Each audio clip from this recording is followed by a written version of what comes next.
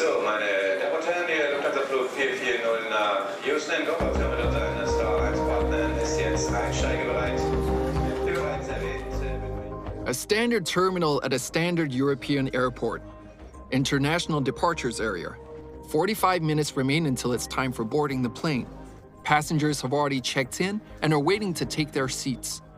They have an 11-hour flight ahead from Germany to the USA.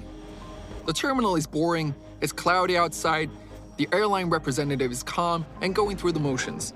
Nothing betrays the enormous work currently taking place inside the largest passenger airliner in the world. Nein, geht er nicht.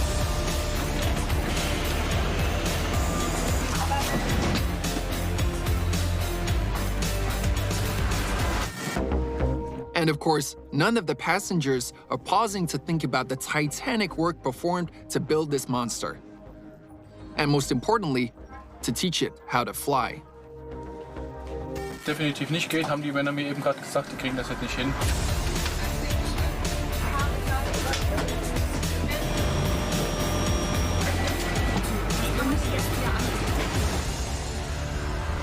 The world's largest passenger aircraft and the program Monster Anatomy. You'd better fasten your seatbelt.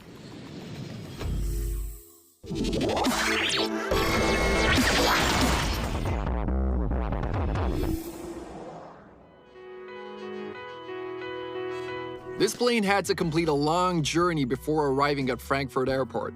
And what's more strange as it may sound, this monster began traveling before it was even born.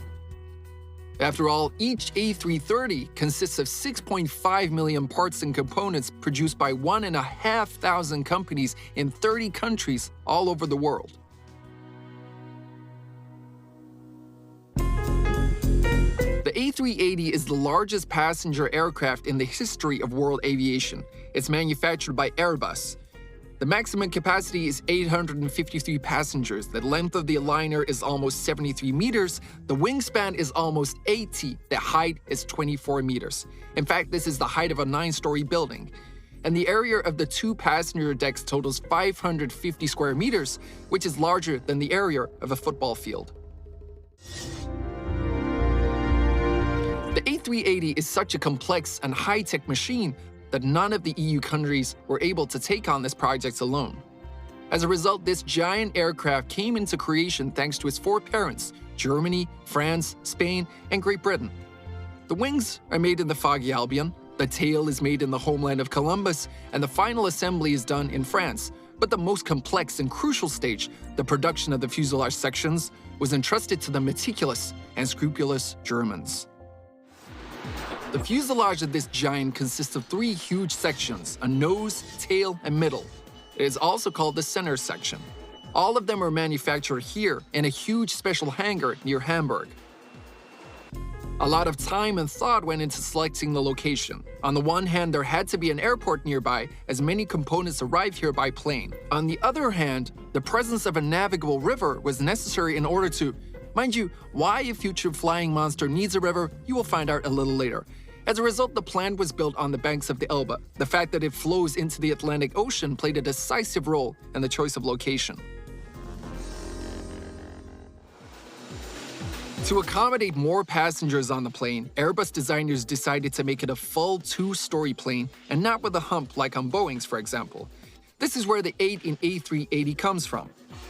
This figure somewhat resembles the cross-section of an airplane fuselage. Also in the East, it is believed that the number 8 brings good luck. And the first customer of these giants here was actually Singapore Airlines.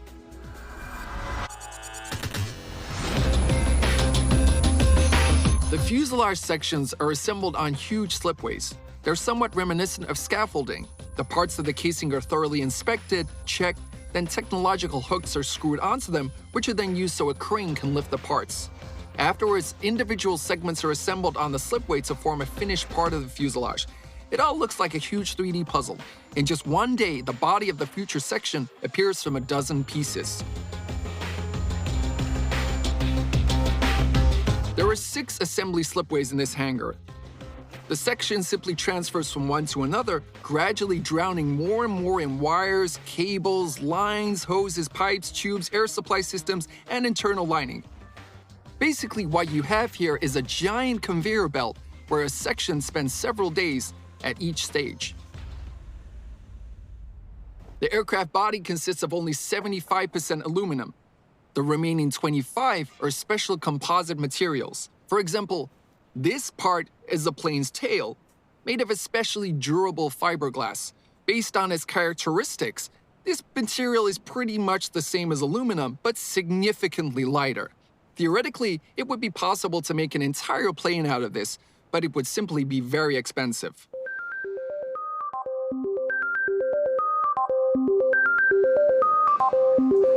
Besides, according to developers, the trickiest part in creating the aircraft is the issue of reducing its weight.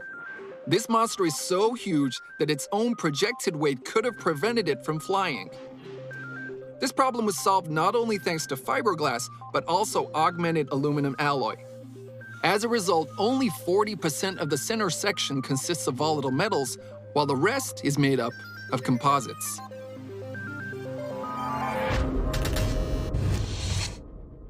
After the body of the sections is ready, it is carefully wrapped from the inside in a coat, I guess. It's a special heat-insulating material due to its ability to retain heat. A thin layer of such fiber replaces a 10-centimeter layer of glass wool. But that's not even the main thing. In the event of a fire, God forbid, of course, this material is capable of holding temperatures of several thousand degrees for 90 seconds. Every square centimeter of this aircraft has been planned down to the tiniest detail. The thermal insulation material, for example, arrives in segmented pieces based on special templates. Even if the worker wanted to, he wouldn't be able to attach the wrong segment to the casing. It simply wouldn't slot in with the others. So this shirt will fit our monster like a glove.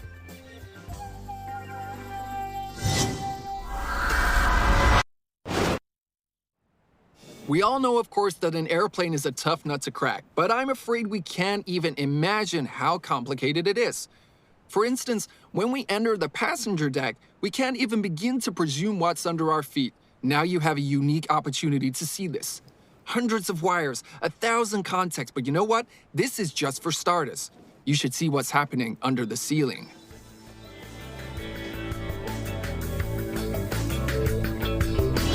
One A380 has 530 kilometers of wires. In the cockpit alone, there are about 10,000 of them and about 40,000 of their various connections. They are everywhere. They weave through the entire plane from nose to tail. Every second, huge amounts of information and hundreds of volts must be transmitted through them. These are like the nerve endings of our monster. By the way, main connection lines are duplicated 3 times. If a short circuit occurs in the main line, the backup will cover it. Should the second fail, the third will take its place. And that means that mainline wires have to be fitted 4 times over. All this in conditions of extremely limited space and severe time pressure. To get to any given connection, workers sometimes have to use rather exotic tools.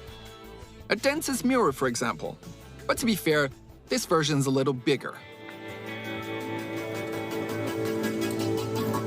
Fitting the electrics is the most difficult stage of equipping this section, which is why it spends the most time on this slipway. The huge structure is then transported further.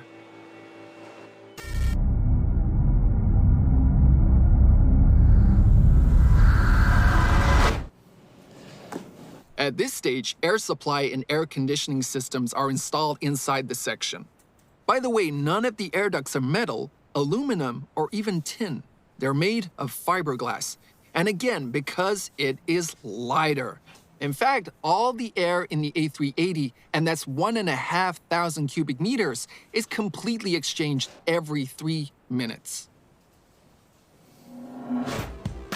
As a result, absolutely everything is installed in the sections except the inner lining. After all systems have been checked tenfold, along with wires, pipe connections have been tested, only after this are the ends of the huge sections covered with fabric and the huge components of the aircraft rolled out of the hangar onto the pier. And here it becomes clear why the flying monster needs a river.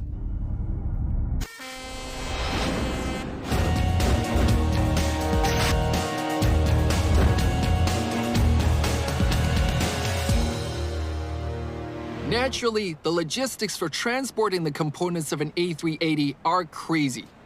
Here in Hamburg, several sections are loaded onto this specially built barge, after which it goes along the Elbe to the Atlantic to the UK, where 2 aircraft wings will be overloaded.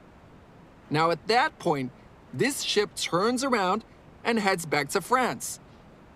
The A380 is a monster that doesn't just fly, it's a monster that unites. The sections of the aircraft are so huge that there's no other way to deliver them to their place of final assembly other than by water.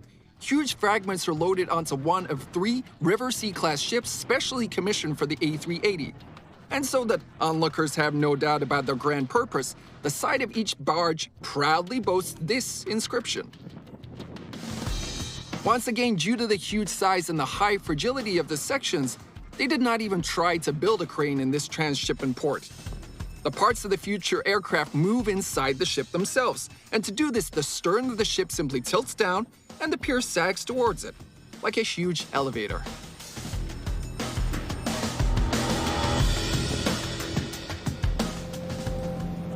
A huge number of different devices, tools, and machines were created specifically for the construction of the A380. One of them is this tow truck. Its main unique feature is that all of its 48 wheels, by the way, can rotate 90 degrees. And that means, if needed, this platform with a load capacity of tens of tons can actually move sideways. And this is a very important quality in conditions of limited loading dock space. The platform drives under the section, lifts it, carries it into the hold, and then places it there and moves out again.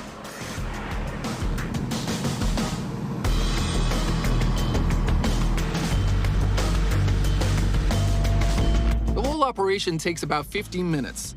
And the most amazing thing is that the driver of this miracle car, there he is. Yeah, he doesn't even sit in the cabin, but walks next to it and looks to see if everything is okay. A huge trolley that he controls using a remote.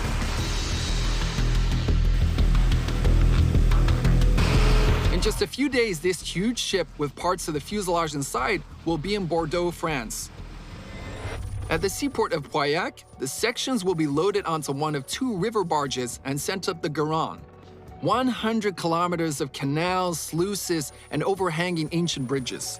In some places, the distance from the top of the section to the bridge truss is only 20 centimeters. However, never in the entire history of the A380 have any emergency incidents occurred with the fuselage and sections on the road. In the river port of Langon, the aircraft parts are again loaded onto road trains, and now they have to travel another 240 kilometers on the road to Toulouse, to the final assembly site.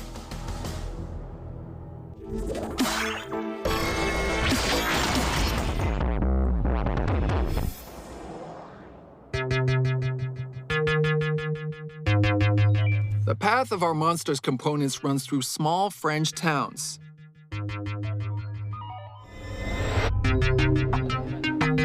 To minimize inconvenience to residents, the convoy of 6 huge trailers and 30 escort vehicles moves only at night.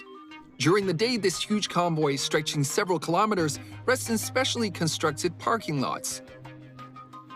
But once darkness descends, everything here begins to move again.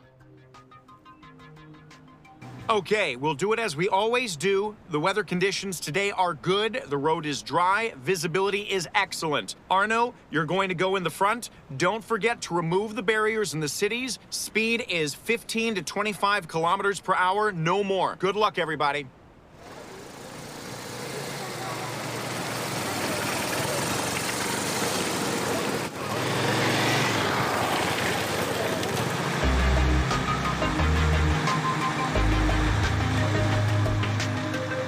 Each of them knows what and when to do something like the back of their hand. The drivers never change their order in the convoy. The trailer with the right wing of the plane always comes first. That's just how it came about. When the A380 parts were transported for the first time, that was the order. And since then, there have been no incidents, and they decided to leave this order for luck.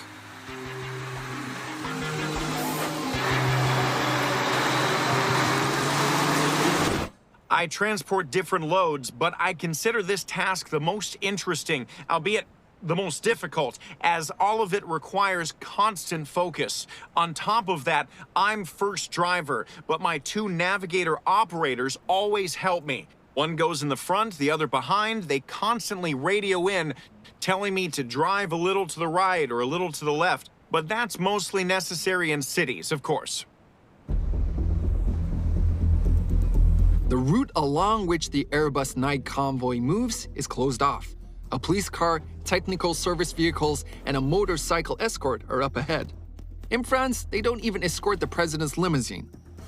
About 40 minutes before the convoy passes through any city, the support group walking in front prepares the path, removing any interfering cars and sweeping the road clear. There shouldn't be any bumps whatsoever.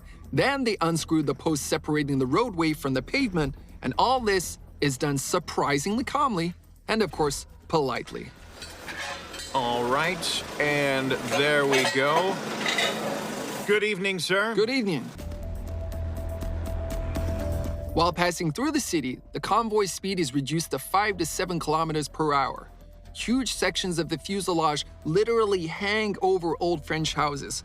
After all, they're at least twice as tall as them. And in some places, the distance from the load to the wall is reduced to several centimeters.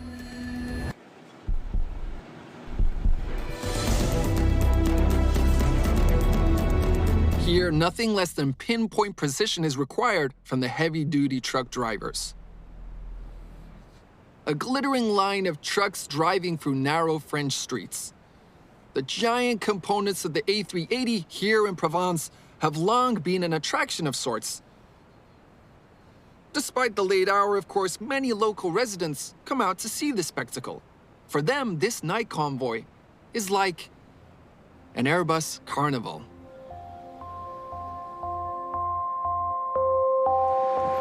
Always at the same time, somewhere around 2 a.m., the convoy enters the territory of the A380 assembly site near Toulouse. Come dawn, here the main stage of creating this giant aircraft will begin, joining the sections.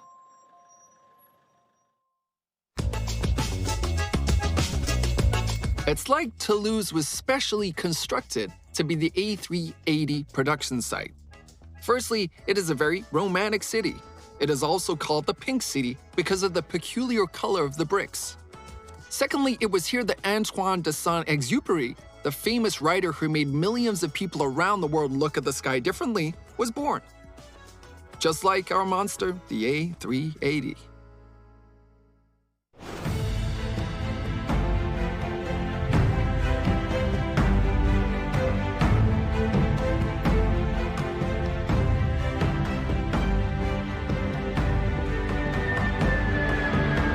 While the fuselage sections that arrived here at night are being unloaded near the main Airbus assembly hangar, one of the world's largest cargo planes is landing on the tarmac of the local Blagnac airport.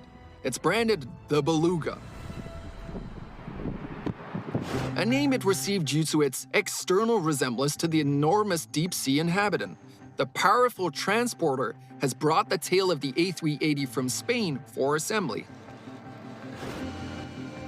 Most transport aircraft load and unload from the tail, but this plane is unique in every single way. Its nose ramp folds up, and the part of the future monster simply slides out onto a special platform which slowly and carefully approaches the plane.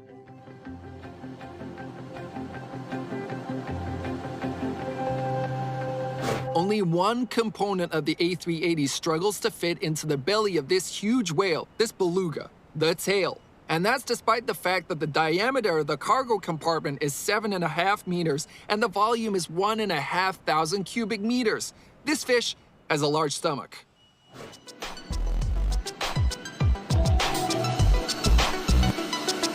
Usually the most difficult thing is to properly secure the cargo inside the hold. In all honesty, the beluga has a rather exotic aerodynamic shape, and controlling it is no easy feat. And if the balance of the aircraft is suddenly off, it will be almost impossible to land it.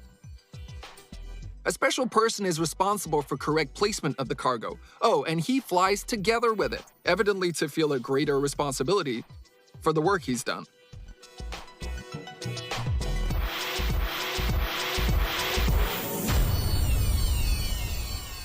We always try to use the aircraft to the utmost of its capabilities. My colleagues and I always calculate what the maximum load might be. It's a fascinating and very challenging job. The cost of a mistake here is our lives and tens of millions of euros. But I am proud to fly on this airplane, of which there are only 6 in the world.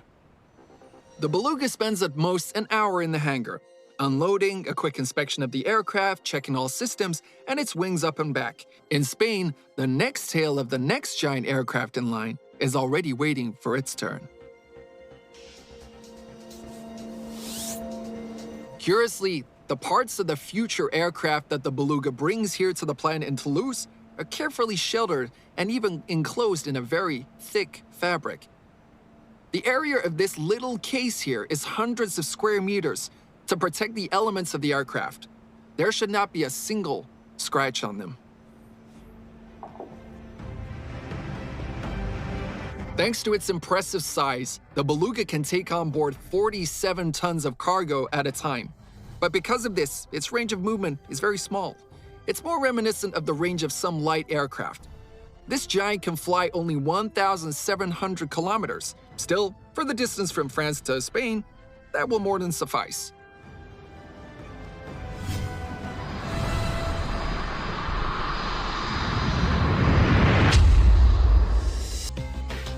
In total, 3 aircraft are assembled in the assembly shop at the same time. In turn, the 3 main assembly slipways are set up here.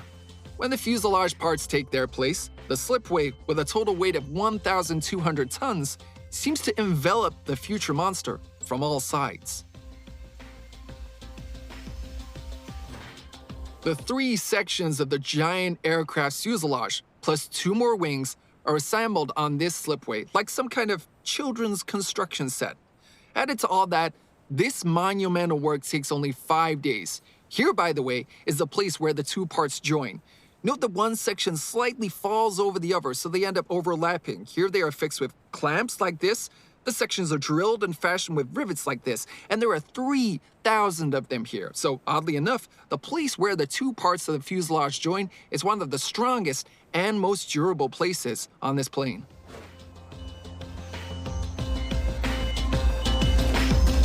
Still, riveting different sections to each other isn't exactly rocket science. That being said, you do have to tinker with connecting and labeling all the electrical and computer systems. It is this incredibly painstaking and vital job that takes up most of the time. We have several hundred people working here. With such a workforce, of course, it is very difficult to control everything.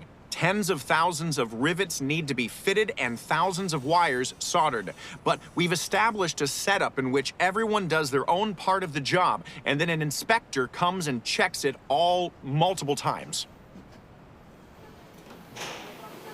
How many times? How long does a plane spend here? 4, maybe 5 days. 5 days? Yes. That's not long. I'd even say it's really fast. Oh, yeah. And in these 5 days, you connect all the sections together, install, and even connect all the internal systems, yeah? Yes, that's right. Incredible.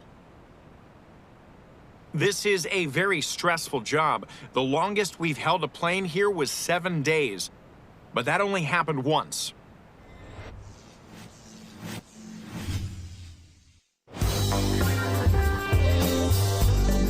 One of the trickiest operations is joining the wing consoles to the fuselage. They're moved to the desired position by crane beams, and then precise laser corrections are performed. Around 4,000 high-strength bolts are used to connect one wing to the fuselage. And that being said, fastening the sections is no easier. So that the worker, God forbid, does not mix up and suddenly drills holes in the wrong place, there are these templates here. They're simply applied to a certain part of the fuselage, secured, and then with a special gun like this one here, holes are made through the holes in the template, into which rivets are then inserted. It turns out that there are tens of thousands of rivets in one place, and each one has its own place. What's more, there are also several thousand such templates on the assembly slip, and each one suits only a certain place on the aircraft body.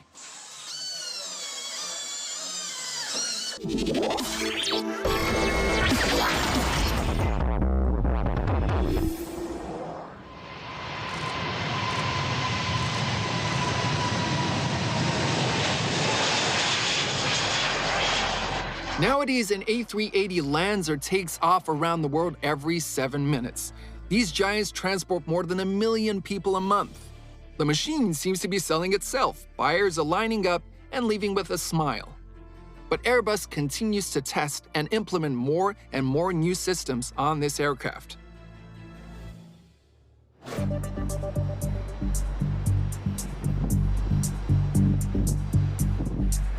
They can only be fully tested in the air, and that's why here at the plant, there's a special plane, a guinea pig aircraft, which tests all new engineering ideas on itself.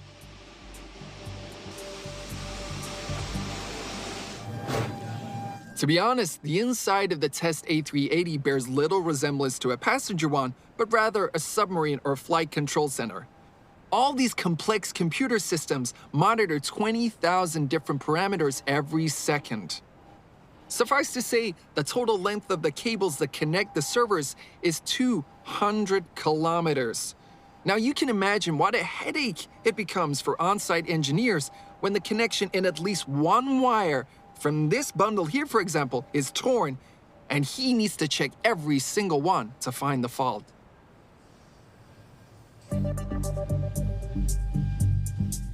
When an aircraft needs to simulate a flight with passengers, it's loaded with water tanks weighing a total of several dozen tons. And by the way, these pilots still have parachutes. The crew of a regular passenger plane, contrary to popular belief, of course, does not have them. This test aircraft is simply vital. It did most of its job, of course, when the A380 was just about to go into production. At that time, everything on it was tested, from avionics to determining noise and cabin temperature. But even today, we don't stand idle. Practically every day, we take to the air to test a new engine or a new system. The process of testing a new item on this aircraft to serial introduction usually takes years. Aviation is both a cutting-edge and rather conservative industry. The cost of error is too high, so all ideas and materials are checked dozens of times. And this means that on those planes, now being assembled in the Airbus hangars, systems are being installed that were invented and tested several years ago. The final silhouette of our monster has already taken form on the main slipway. Now it is being retrofitted with various units and mechanisms. This device will control the flaps of the A380, raising and lowering them, and with their help, the plane itself either gains altitude or descends. On conventional aircraft, this mechanism is much smaller. However, this is not surprising. The area of the flaps alone is the same as the entire area of a wing on an AN-24.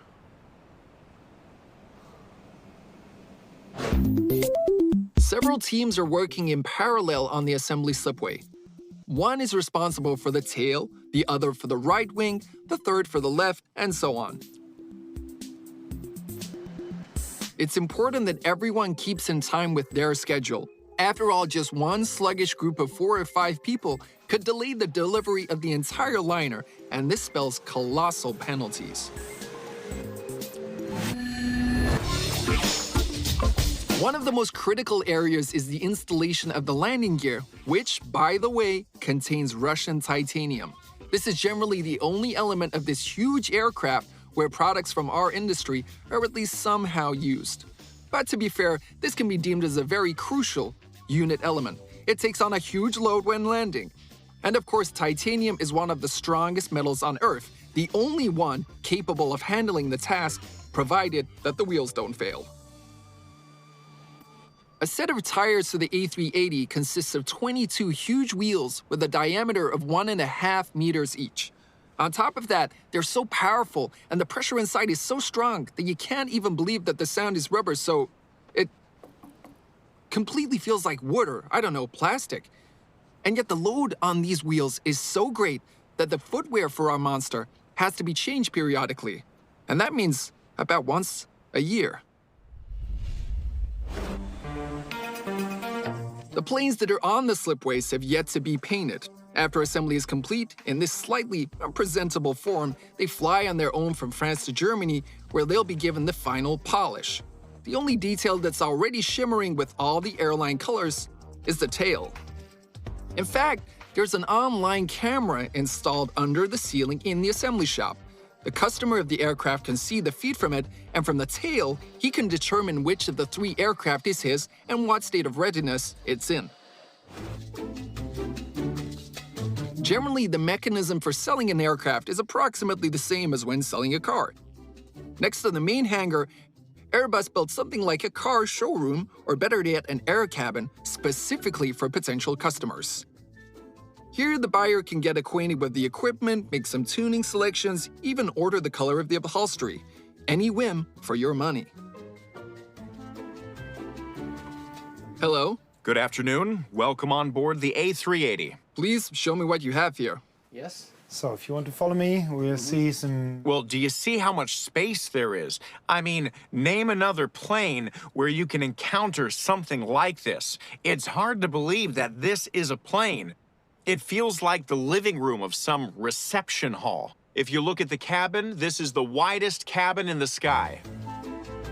The special showroom displays a variety of A380 cabin layouts, from economy to business, first and premium class. Cabins like these are considered the highest of chic. They're called suites here. Essentially, it's a small 5-star hotel room with a bed, an armchair, and of course, a TV and a small table.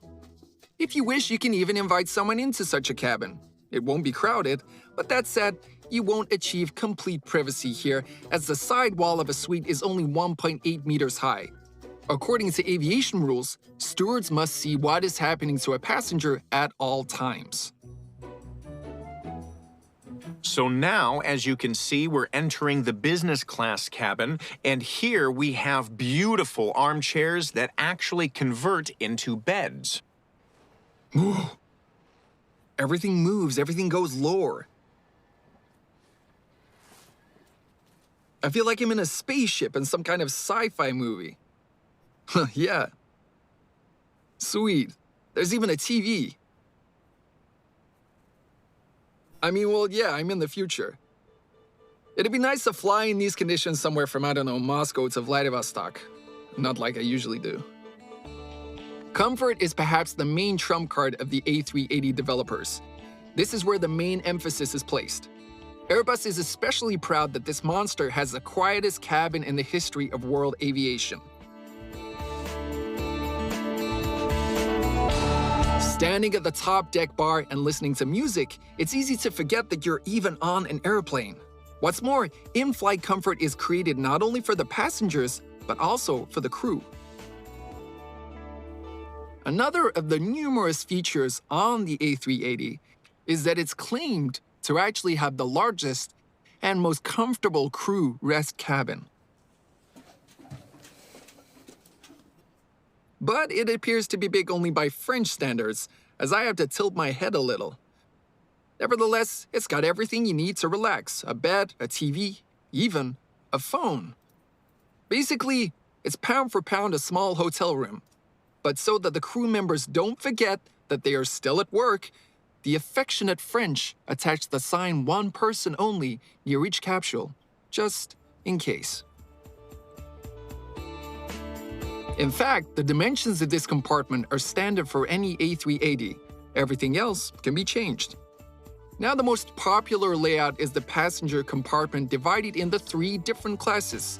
In this case, that means the aircraft has 525 seats. But you can also order a setup where there will be only economy class throughout the plane. Then the number of seats can be increased to 853.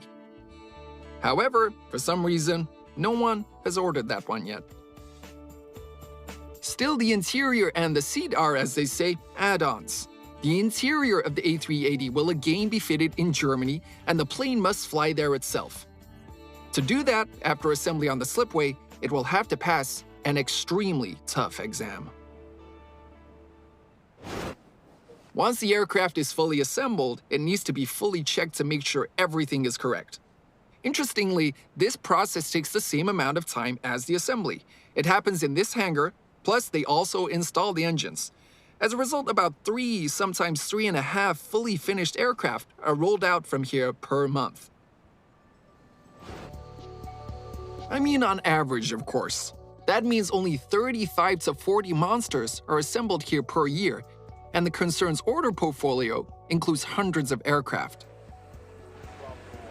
This is where we carry out our testing. Extensive checks are carried out over several weeks to ensure that the electrical and hydraulic systems, as well as moving aerodynamic surfaces, such as rudders and wing mechanization elements, are fully operational.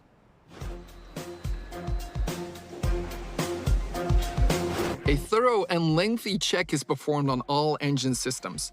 A big plane needs a lot of thrust, and although the A380 can fly confidently even with one failed turbine, it's better not to cause a heart attack.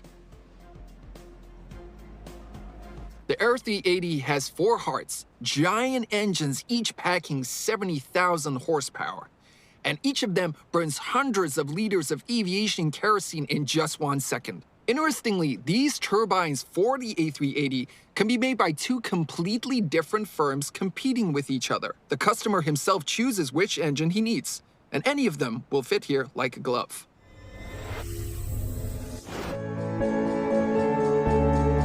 At the same time, the A380 is the most economical aircraft in its category. It's the only long-haul airliner that consumes less than 3 liters of fuel to transport a passenger 100 kilometers. Compare it with the consumption of your car, and you'll understand that flying works out cheaper. Well, at least when it comes to fuel.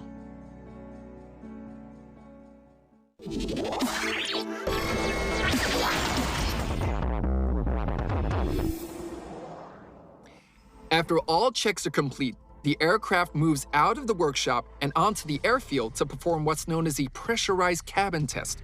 It's akin to pressure testing batteries in our homes, which utility workers carry out before the cold season sets in. During this operation, excess pressure is created in the cabin, which significantly exceeds the permissible value for operation, to identify the possible presence of leaks. If everything is fine, pilots are brought on board for the final test. Their task is to make the first test flight. In other words, to get this monster up on its wings.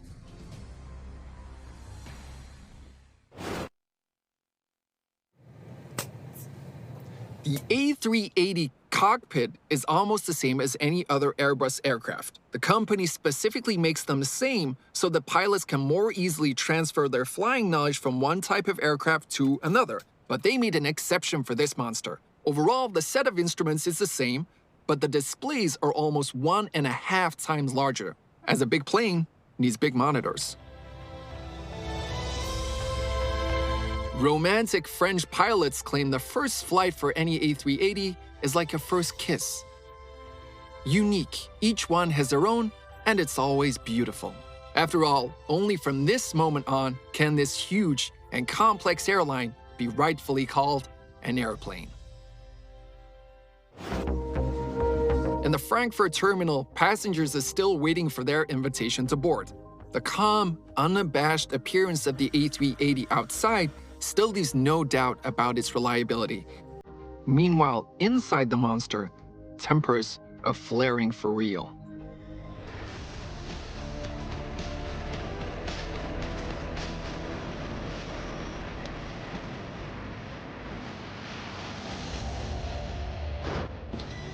During preparation for takeoff, you can't help but feel that onboard the plane is complete chaos. There's a huge number of people, stewards, technicians, maintenance personnel moving around the plane at great speed and constantly doing something. Laying out pillows, checking food, installing new armrests, headrests, repairing seats. In fact, everyone here has their own job to do, and everything is like a well-oiled machine. It takes only 1 hour to prepare this giant airliner for departure. At the same time, the technicians outside are refilling the aircraft with water and fuel, charting the batteries, checking the landing gear and engines, and conducting an external inspection of the fuselage.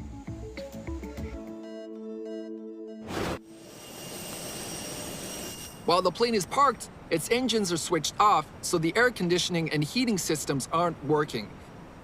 And that's why these air ducts here are connected to the plane, and hot air is pumped through them directly into the cabin. This is done so that when people get inside the plane, it will be warm, all for the comfort and convenience of the passengers. After the technicians give the green light, the captain comes aboard. This time, he personally checks all control systems again, verifies the route, and inputs the flight map into the onboard computer. You know, this is a really good plane, the best I've ever flown in. It intuitively feels the pilot, and should the pilot do something wrong, it will always highlight the issue. On top of that, it obeys a person without question, and the handling is surprisingly easy. Basically, comfort-wise, it's like a Mercedes, while it handles like a Ferrari. The time has arrived for the passengers on the Frankfurt-Los Angeles flight to begin boarding. Everything is strictly according to schedule. 3 epic paths guide people onto the huge plane in a matter of minutes. Walking along the 2 decks of this giant, they don't know that there are tens of thousands of wires under their feet. Behind the ergonomic upholstery are concealed a multitude of cables and pipes. And when they sit down in an economy class seat, they don't pause to think about the cost of this machine being several hundred million euros. Anyway, all that doesn't matter now. The main thing is that this airliner will lift them into the air in just a few minutes' time. And don't be afraid, this is a good monster.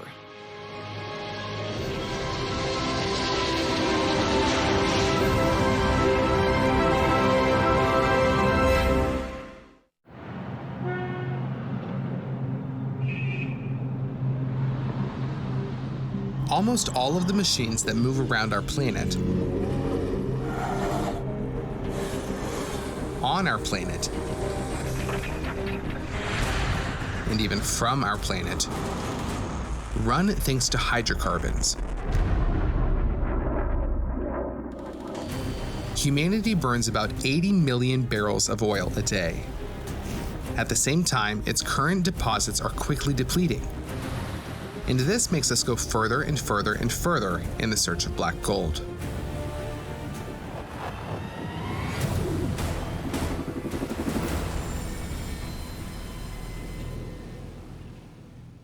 Come with me, I'll show you what's inside. The platform is located directly on a tectonic section. Everything is controlled by this one joystick. Its own power plant.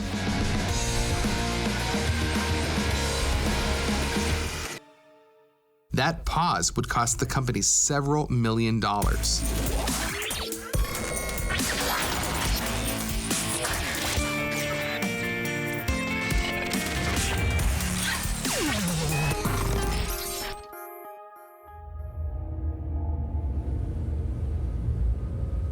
The offshore oil drilling platform Berkut, located 15 miles from Sakhalin Island on the shelf in the Sea of Okhotsk, is one of the largest in the world.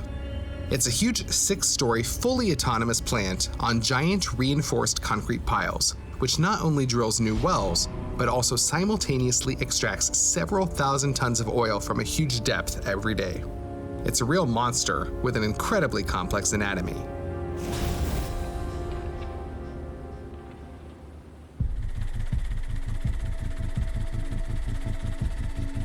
When you approach the platform by air, you realize that it really looks like a bird. Berkut means golden eagle, but the rig looks more like a fat pigeon, which sat down to rest on the surface of the Sea of Okhotsk. But no real birds are to be found here. It's too far from the coast. It takes 40 minutes by helicopter to reach the rig from the nearest town. By sea, 8 hours.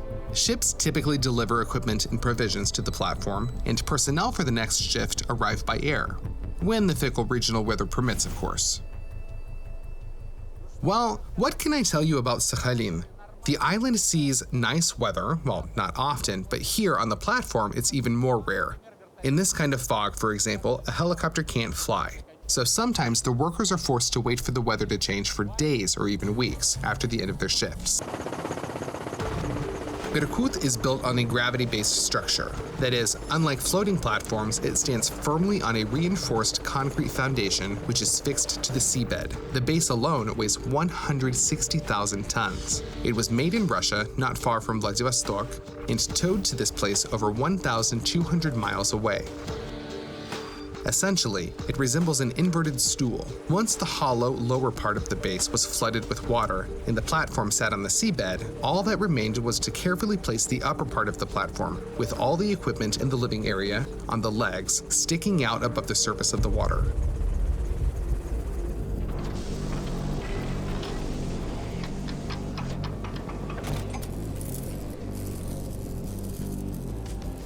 By the way, note that on the middle section of the legs of this giant stool, there is a ring of concrete of a slightly different color. This is the so-called ice protection belt. The designers calculated that this section of the support is approximately where the 6 feet of ice on the surface of the sea would hit. That's why the concrete there is of the highest quality. It's incredibly durable. Previously, on other similar platforms, such belts were made of steel. But it turned out that the ice often tore the metal sheets from the supports during strong winds or storms. Such an incident cannot happen here under any circumstances. The platform is located directly on a tectonic section, and therefore it was designed to withstand even the most intense earthquakes. That's thanks to sliding bearings, like this one here. In essence, they work like our knee joints. Below are ball joints, on top, well, let's call it a patella. In the event of an earthquake, the entire upper part of the platform slides along these supports, thereby dampening vibrations. They say they can withstand up to a magnitude 9 quake, but heaven forbid that ever gets checked.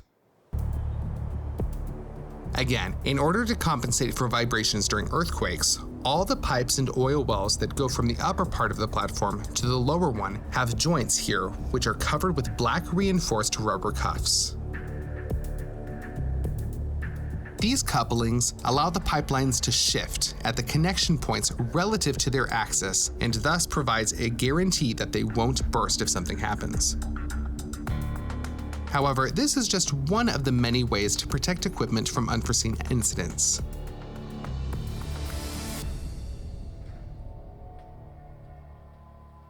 The oil platform, like a huge factory, doesn't stop working for even 1 second. It functions day and night because it would take several dozen hours just to start it up again. But you can stop it in an instant with this emergency shutdown button. I was told to not even breathe on it. Later, I wouldn't be able to say it was an accident. That pause would cost the companies several $1 million. When this button is pressed, all the machines stop, all the oil wells are killed, the generators turn off, the circulation of gas and oil stops. In general, the platform completely freezes and goes into damage control mode.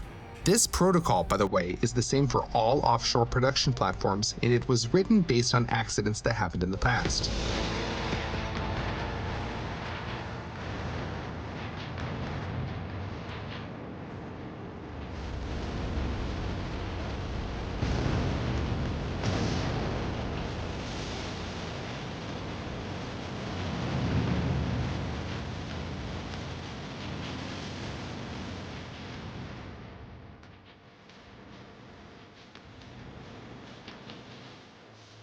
Right now, there are 237 people on the Berkut platform. In general, this figure fluctuates all the time. Specialists come and go, but there is an ironclad rule. There cannot be more than 240 people. That's because that's the maximum number of places in the lifeboats. There are 4 of them, and it works out to be 60 people per boat. They're a little larger than an ordinary minibus, which means the passengers are packed in here, well, literally like sardines. But during an actual emergency, as they say, there is no room for complaints. Surviving is what counts. Berkut's lifeboats have never been used, and the same goes for the emergency shutdown button in the central control room. It's never been pressed. All the main parameters of the station's operation are constantly flowing into this room. From the dozens of graphs and jumping columns on these monitors, the operator draws a conclusion about the condition of the station, just like a doctor draws a conclusion about the condition of a patient's health by looking at his cardiogram. By the way, since the staff working on the platform is an international one, all announcements are made in English. Anyone apart from you? Mikhail, Koля? Only when the operator understands that a native Russian speaker is answering him can he switch to his native language. The diesel engines need checking. If the central control room is the brain of the platform, its heart is, of course, the drilling site.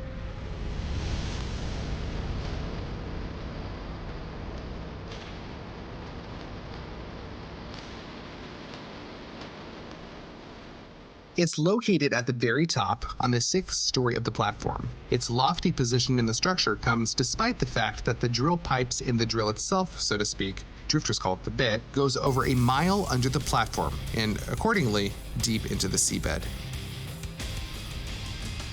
In general, offshore drilling is one of the most difficult processes on Earth. Honestly, only space flights are more difficult. Here, on an area of several square feet, you might say that you can find all of humankind's achievements in engineering. And if we simplify everything as much as possible, we can say that everything is controlled by this one joystick. It has only 4 options: higher, lower, faster, and slower. Everything is ingeniously simple.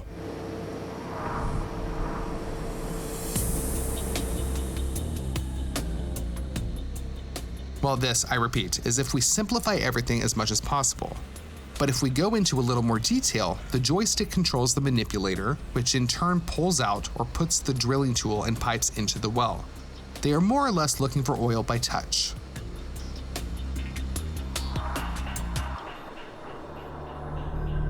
The Arcutun Dagi Reservoir, on which the Berkut platform is located, is one of the richest in the Far East. Nevertheless, it doesn't represent one huge oil bubble.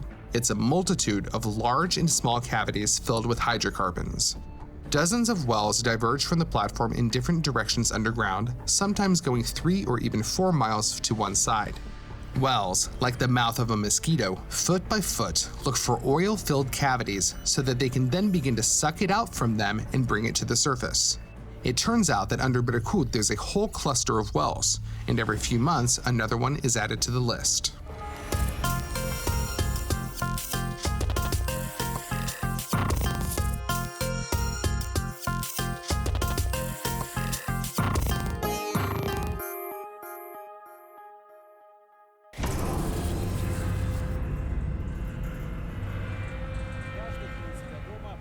Anyone who has tried to drill into a concrete wall at home knows that it's best to use drills with serious tips, with special add-ons.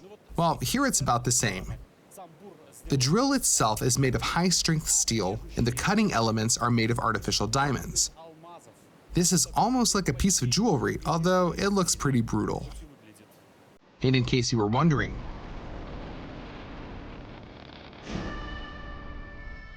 it costs more than a diamond ring, even though these rocks don't sparkle.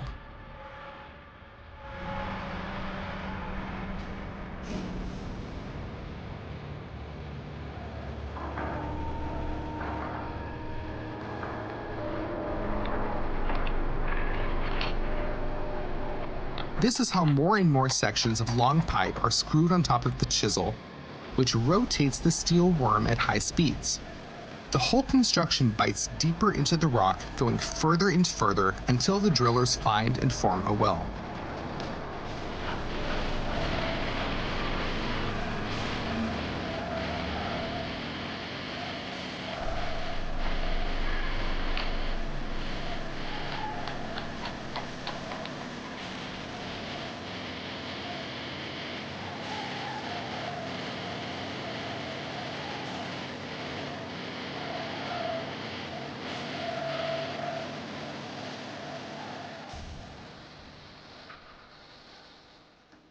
The position of the tool is monitored every second by the drilling foreman from this room.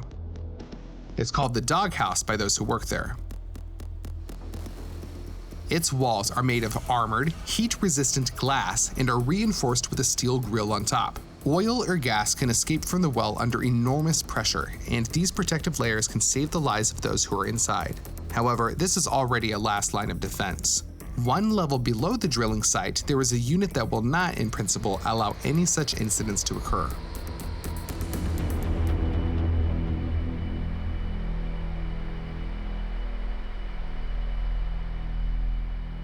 Generally speaking, there aren't any unimportant machines on the rig, but this one is really one of the most important. It's called the preventer. Two knives are installed inside, and in the event of an accident, they simply cut off the well along with the pipe, made by the way of high-strength steel, and thereby plug the emergency well. It's never been used throughout Berkut's operation, and hopefully it won't have to be, but it's ready to be employed 24 hours a day. The preventer is only installed on a well that is currently being developed, that is, where the drill is still looking for cavities of oil under the seabed. And the wells that have already been drilled and handed over to operators are considered to be calm and more or less safe. The fact is, the pressure in them is already understood, the density and composition of the hydrocarbons is known, and they usually don't present any surprises. After all that is established, barrel after barrel can be pumped out of here. This room can be seen as the narrow bottleneck of the Berkut Oil Platform, if you like, through which all the oil produced here runs. Each of these thick columns is a well that goes deep under the seabed for up to a few miles. Then they all converge into one large pipe, and through it, the oil is sent off to the mainland. But before that, here at the sampling stands, a little bit of oil is taken from each well. Here it is. The black gold of Arcutun Dagi. It's more brown, really. Sort of reminds you of hot cocoa. Or something. The black rubber skirts you see here on the pipes are, again, the same cuffs that are designed to dampen vibrations in case of possible earthquakes and compensate for any deformation. In total, the platform is designed to accommodate 45 wells. To date, about half that number have been drilled. There is one unique well on Berkut which even differs in color. All the others are labeled in yellow, but this one is orange. It's designated DD1, and its peculiarity is that there's no oil inside. Moreover, the liquid in here doesn't go up at all, but on the contrary, is pumped down from here. This is filled with drilling waste, dirty industrial water. In short, everything that cannot be dumped into the sea is pumped down this well into a cavity from which oil was pumped out of earlier. It's their rather original way of sweeping dirt under the rug, I suppose. This method of disposal, by the way, is considered to be perfectly environmentally friendly. On Berkut in general, they carefully make sure that no oil products get into the sea, judging by the giant colony of crabs which has chosen to hang out on the platform supports, and by the fact that sea lions regularly swim on by. They appear to be successful in that.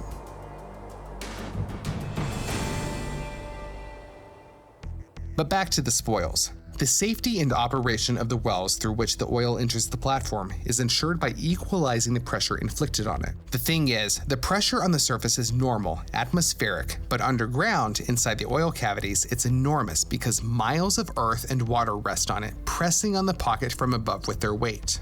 And so, to keep the oil from gushing from the well in a giant fountain, you just need to apply from the surface the exact same amount of pressure that's felt inside the cavity. That is, equalize it. Special compressors and hydraulic valves are responsible for this. And this is where the hydraulic valves of the wells are controlled. On the outside, it looks like nothing special, just a bunch of valves. Come with me, I'll show you what's inside. Well, do you still think that your bathroom layout at home is a complex one?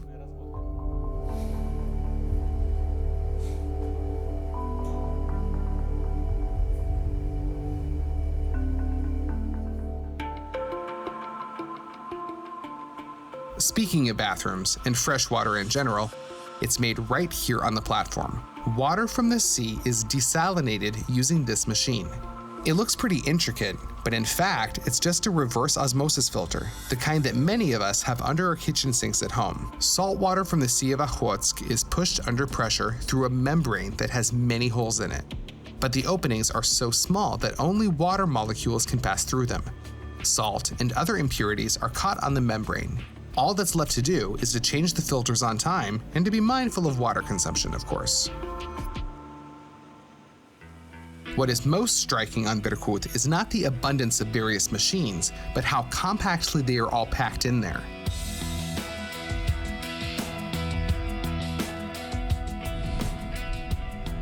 The platform only seems huge for a day. Then you come to understand that it's incredibly cramped because here, on an area of just 1.5 soccer fields, they managed to fit a drilling complex, production complex, a full-fledged oil refinery, residential blocks, a helipad, its own power plant, and even a small in-house chemical production facility. This place is called the Chemical Injection Area. It sounds threatening, but it's actually quite simple. Experienced homeowners know that you need to periodically add a special powder to your washing machine so that deposits don't build up in there. Wells are about the same. Chemicals must be added to them which prevent corrosion from occurring, prevent paraffin from sticking to the pipe walls, and so on and so forth. In general, everything is almost like in that old ad. Remember, may the platform serve for a long time. All units are configured to work independently. The need for human intervention has been purposely minimized. In fact, people here, apart from carrying out the hard physical labor on the drilling rig, mainly fulfill a control function. This, of course, creates a deceptive impression that the platform runs all by itself.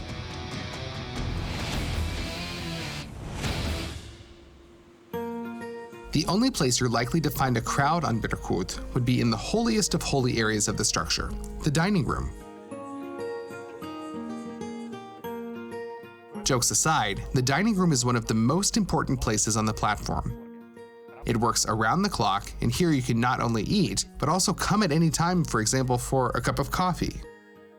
And it also performs one other very important function.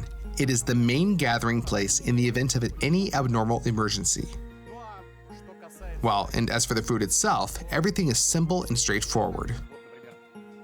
Well, we've got, for example, meatballs, pasta, mashed potatoes. Sure, the Sea of Ochotsk, famous for its seafood delicacies, is only about 100 feet below us right now, but there is no crab, no scallops, no sea urchins, nothing like that on the menu. Everything is filling and safe.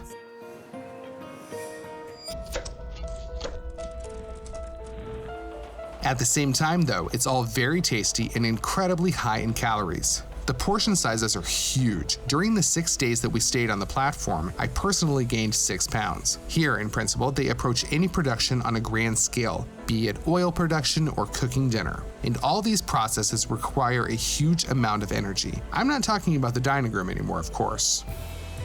Can you imagine how many kilowatts of energy it takes to crank 4 miles of steel pipe underground that has to follow a complex trajectory and twist around like a garden hose? The platform consumes a huge amount of electricity. Where to get it all from? For that, Berkut has its own on-site power plant. It consists of 4 powerful turbines. They run on gas, which is produced here. It's very convenient. You don't have to worry at all about fuel consumption here. Each turbine has a power capacity of 15 megawatts. They generate the amount of electricity that would be needed to power half a city, like Yuzhno-Sakhalinsk. At the same time, the entire energy facility is again managed by only one person, an arrangement almost impossible to imagine on the mainland, but here it's simply the way things work.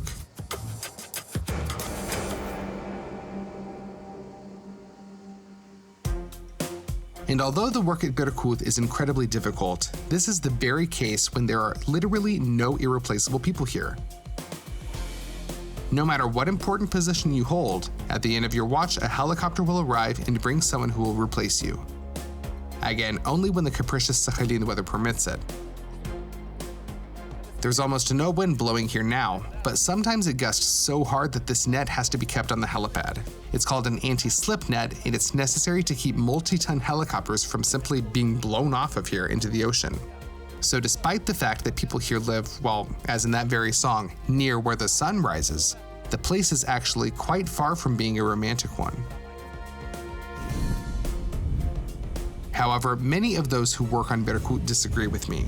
It is incredibly difficult, dangerous, and critical work, but at the same time, incredibly interesting work. And even our film crew, who due to bad weather got stuck on the Berkut platform for almost a week instead of the 3 days we planned on, was reluctant to fly away. And who knows, perhaps we'll come back. The life cycle of this monster is calculated to go until 2050. Над Сахалином низко облакам, но я встаю над сопкой с позаранку, показываю солнце рыбакам, и шлю его тебе на Якиманку. А почта с пересадками летит с материка до самой дальней гавани Союза, где я швыряю камушки с крутого бережка далекого пролива Лаперуза.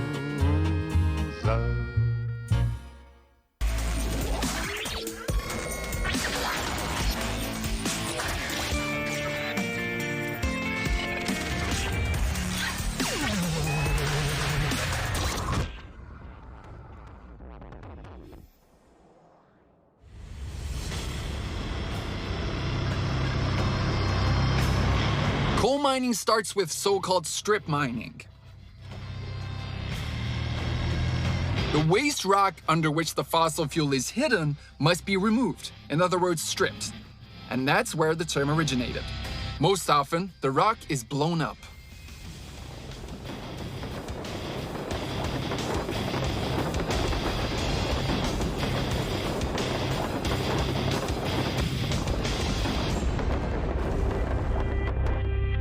A huge pile of rocks, sometimes hundreds of meters long, is referred to by miners as a pit face.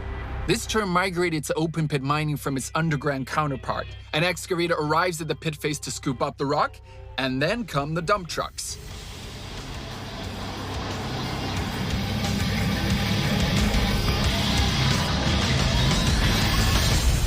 Work at the face does not stop for a minute. In turn, the Belaz trucks round the quarry non-stop, day and night, without weekends and holidays. During shift changes, the drivers don't even turn off the engines. As a result, these undemanding and hardy monsters sometimes work for several days in a row.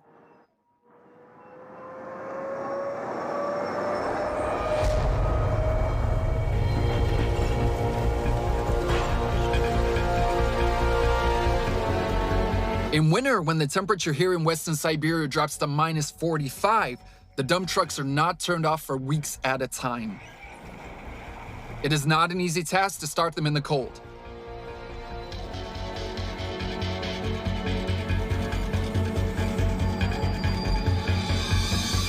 But what incredible endurance must these monsters have to withstand such loads?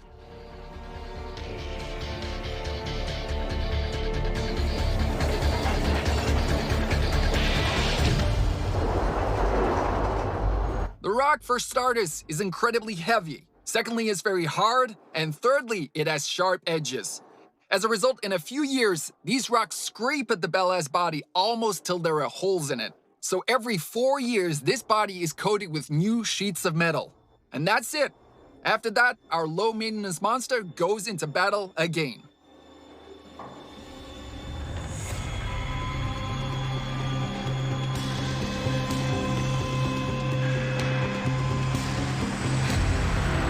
The load capacity of this dump truck is 220 tons.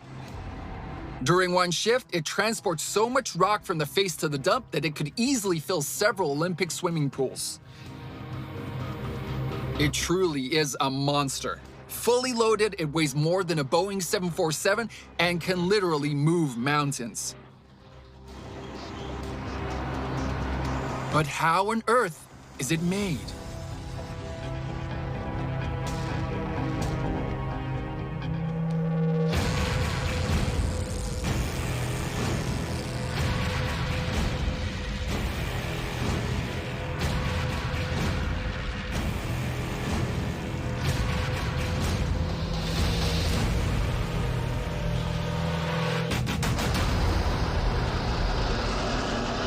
These huge monsters are created by everyday, run-of-the-mill people, hundreds of kilometers from Minsk in a small town called Zhojina.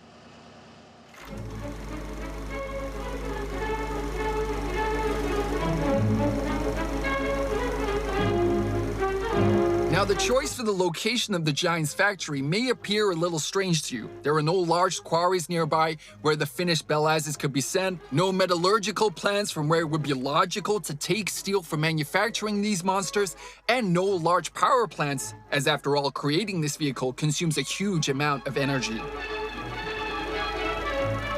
The Belarusian automobile plant was built in an empty field near the unremarkable Zhodina railroad station. But now this station is where the world's largest quarry machinery plant is located, which is the only plant in the former USSR.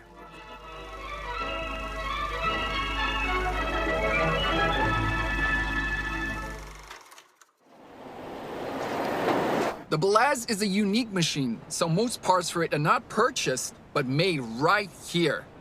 Both gearings and gear wheels for gearboxes, starting for example with this one here, which is considered to be very small, and ending with this big guy. Everything is made right on the production line. The mechanical shop alone, where the innards for our monster are made, already looks like a separate factory.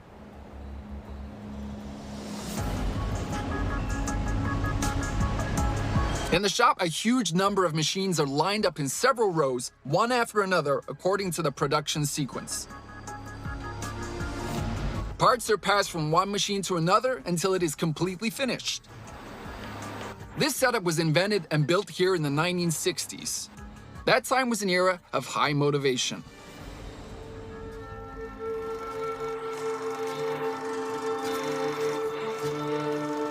Factories, power plants, and roads were being built all over the country. The superpower that was the USSR needed a lot of super machines. It was then that the Belarusian automobile plant began to manufacture the most mass-produced and probably the most famous 120-ton dump truck. These machines were literally pouring out of the factory gates one by one. It was the second youth of the Belarusian automobile plant, built right after the war.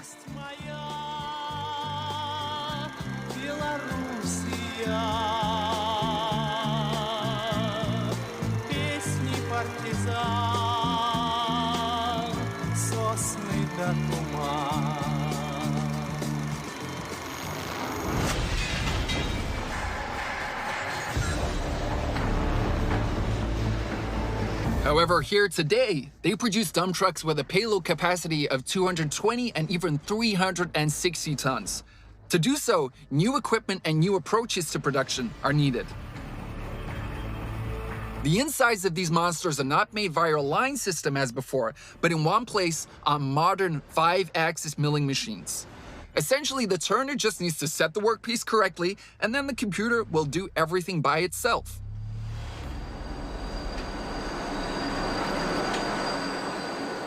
It's not even that this machine is Soviet and old, and this one is German and new.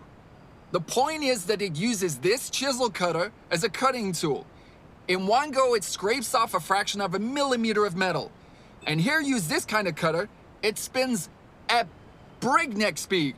It's very heavy, by the way, and in one go, it removes as much metal as the chisel cutter could after several hundred moments. One of the most critical parts of a dump truck are the gears. They transmit motion from one shaft to another.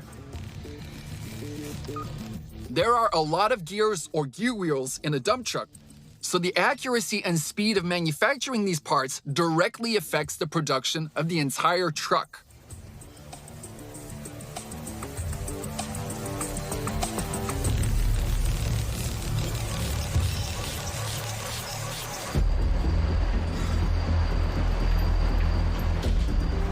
After the finished part is removed from the machine, it is sent to the measuring laboratory. Each part here undergoes a strict final examination.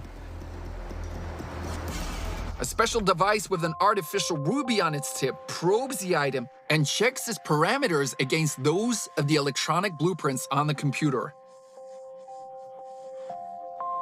Only if the deviation is within norms, that is within 1/100th of a millimeter, the part receives a maturity certificate, a certificate of conformity. Now the most interesting things are about to happen in the life of this gear graduate. Fire, water, and copper pipes lie in wait for it, literally.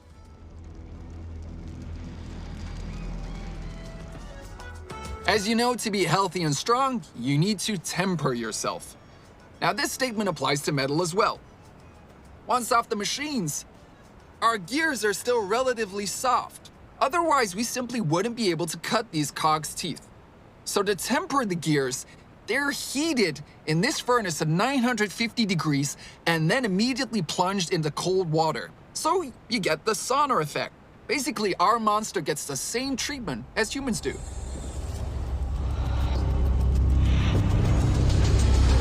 After tempering, the gears are sent to the assembly line. Not all of them, though. Some experimental gears go to a special workshop.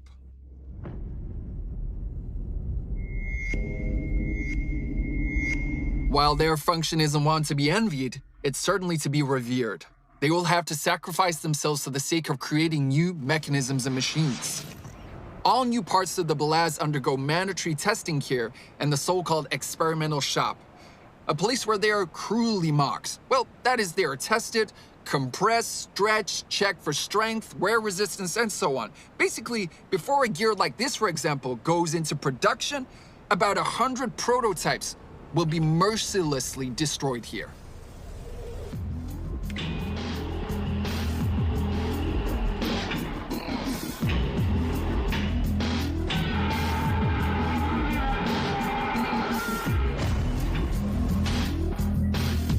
Miners demand even greater and greater load capacities from dump trucks, so the designers have to come up with even newer technological metal advancements and constantly invent innovative materials.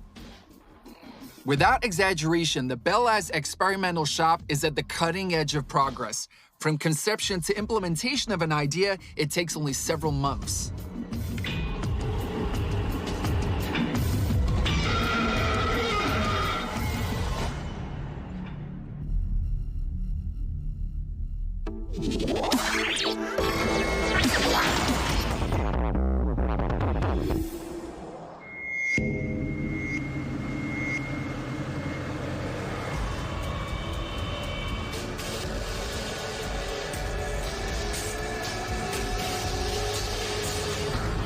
At one time, the introduction of a new operation principle to this dump truck became a technical revolution in itself. After all, the monster Belaz essentially runs on electricity, or rather, has an electromechanical transmission. Previously, and even now, almost all trucks have torque transmitted to the wheels through the camshaft. But here, the external forces are so great that the crankshafts and camshafts had to become simply gigantic and therefore heavy, which means they needed to transmit even more torque, and so a vicious circle formed. At that point, the designers decided to get rid of these shafts altogether. The Belaz is a giant moving electrical power plant. It burns diesel fuel, generates an electric current, and transmits it through wires to electric motors, which are mounted directly on the wheels. These motors drive the entire vehicle. Pitted next to this monster, you begin to perceive the phrase motorhome in a different way. This car is really more like a two-story building. There's even a staircase, a balcony, you could say. And as your home probably does, this truck has air conditioning on its facade. Many think they're headlights, but no, they're actually air filters. Through these filters, the Belaz monster inhales hundreds of cubic meters of air per minute. That's how it ventilates its engines. It's always very dusty in the open pit, so changing the filters is one of the most frequent and most necessary maintenance operations for this monster. Otherwise, it is surprisingly low maintenance.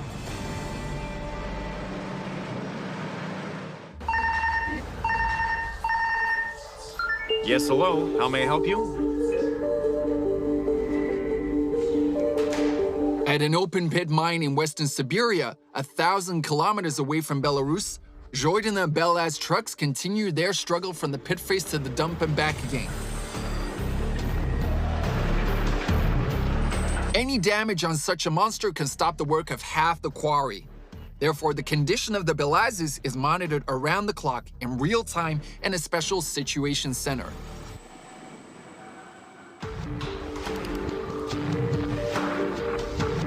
All the parameters of each machine are displayed on the screen.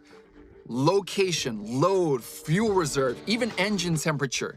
The dispatcher can trace a malfunction at any time should one appear and contact the person driving in the cab at that moment. Attention, Route 50, handover. Roger.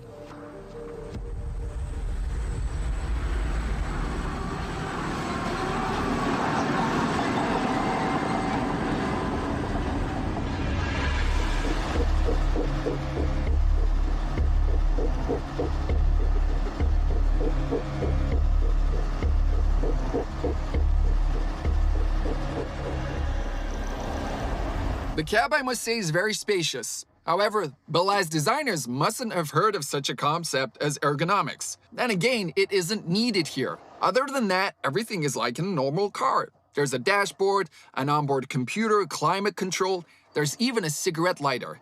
And here's another curious thing. There are 3 pedals, but this one here's not the clutch, it's an automatic gearbox. This monster has 2 brake pedals, one is the main brake and the other is for emergencies.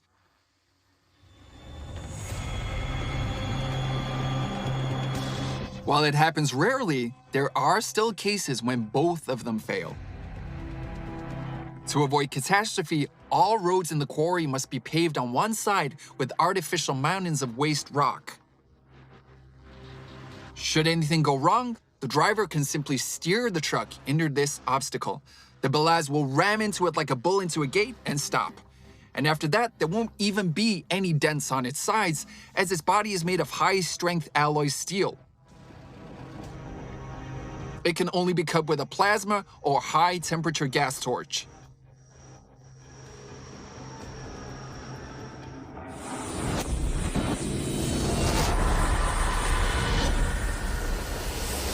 Now, the gas torch section is somewhat like a tailor's cutting table. Only instead of scissors, there is a high-temperature flame, and instead of fabric, there is a thick sheet of high-strength steel. Moving along special templates, the gas torch cuts out parts of absolutely any shape. Everything that's trendy and in season, so to speak. I would call this place the origami section. Only the sheets aren't made of paper, but thick steel. Otherwise, everything is the same. The work pieces are bent till the necessary figure is acquired, but this is no simple bending, of course. It's bending with this huge press, possessing a force of, I shudder to say, 1,000 tons.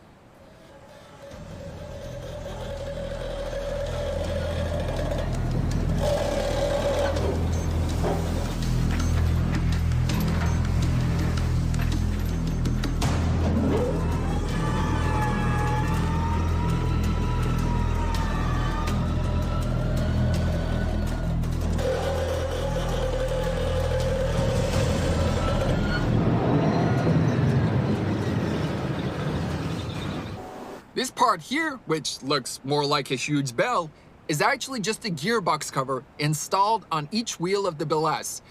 Basically, this monster doesn't do things in small sizes. Even the size measuring tool is threateningly big. For example, this is how a machinist's micrometer looks.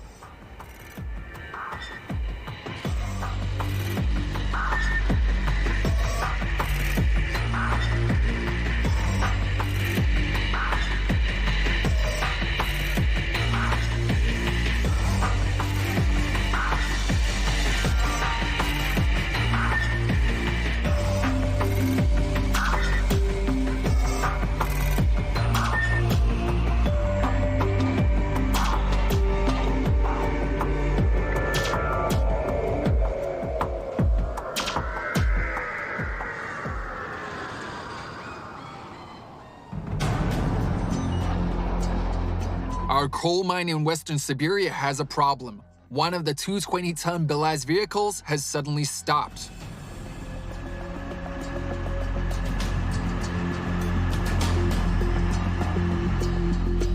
The dispatcher sees this on the interactive map screen. He tries to find out what has happened.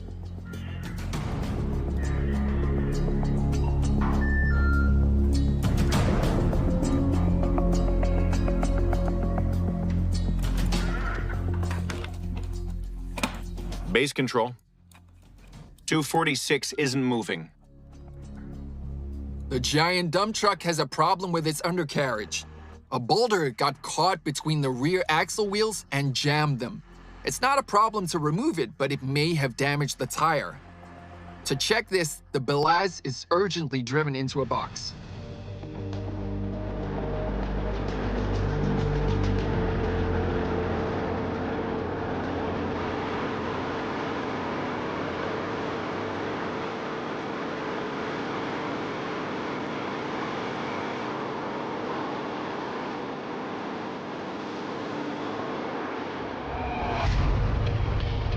In the repair box, technicians examine the machine. Here, the worst fears are confirmed. This monster can't work anymore for now. One of its wheels must be replaced.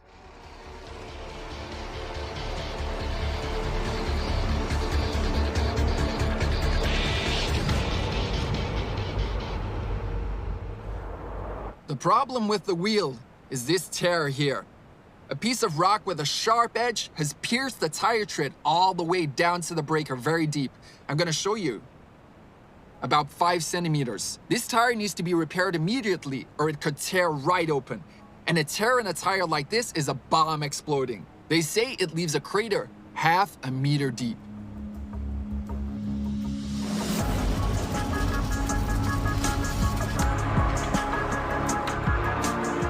A set of tires for this car costs about 100,000 US. That's why even worn tires are not thrown away. They're patched up right at the pit face. It would be too expensive to send the wheels back to Belarus for repair.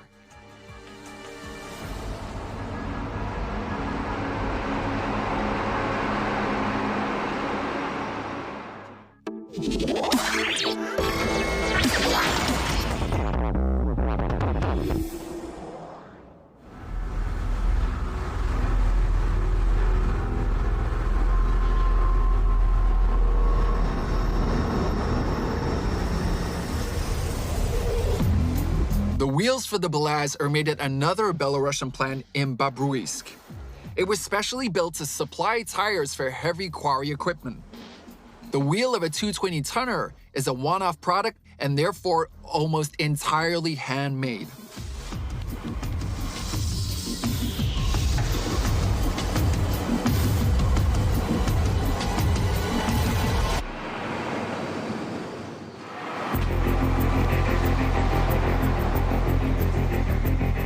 To create the so-called bracelet, the rubber base of the future tire, sheets of synthetic rubber are fitted together by hand.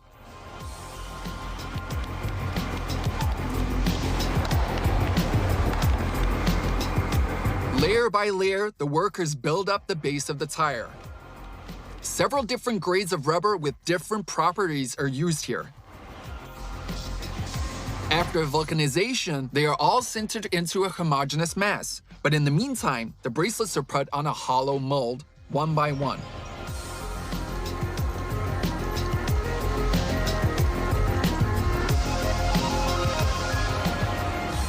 To pull every subsequent bracelet on this drum mold, there is a special device here which is called an expander. The name speaks for itself, of course. Here you can now see it. It simply stretches our workpiece, then puts it on this drum here, like women's tights slip onto a leg. As a result, a rubber tube is obtained which will become the inner base of the tire. Now it must be covered with an outer layer of particularly strong rubber, which after heat treatment will become the tread of the tire.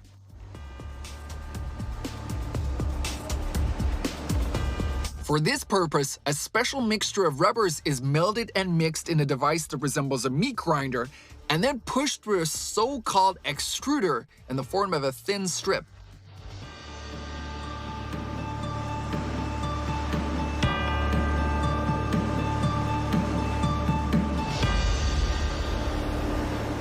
After that, the rubber strip is cooled down slightly on this water-filled drum, and then it passes onwards. Ultimately, it is wound on this workpiece like a thread on a spindle. In fact, the weight of this thread is over a ton, while the weight of an assembled wheel is about 3 tons. The rubber is 15 centimeters thick, for the tire of this monster must withstand the most incredible loads. To turn this rubber tube into a workpiece, which already resembles a car tire in shape, it is molded, i.e. compressed on both sides and simultaneously inflated with air. Approximately the same thing we do when we inflate a rubber balloon. The only difference here is that the pressure inside is a little bit higher, about 3 atmospheres. It's about the same pressure we have in our radiators at home.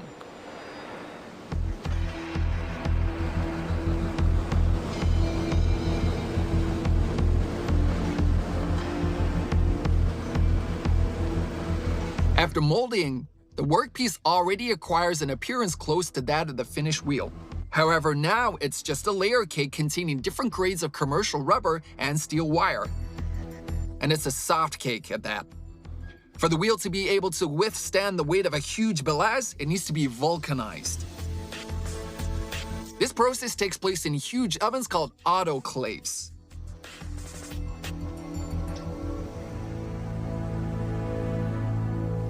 You can easily imagine a shortbread cookie mold. Well, it's the same idea here, only a little bit bigger. The tires end up with this tread pattern imprinted on them, and even the lettering, well, obviously, it's sort of mirrored here. It's all just like in the kitchen, save for the weight of this cookie being 3 tons, 300 kilograms.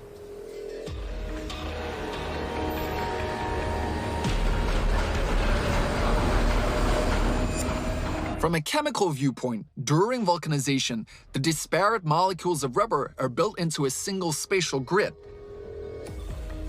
And these molecules are connected by what are known as vulcanizing agents. Most often this is carbon, i.e. ordinary soot.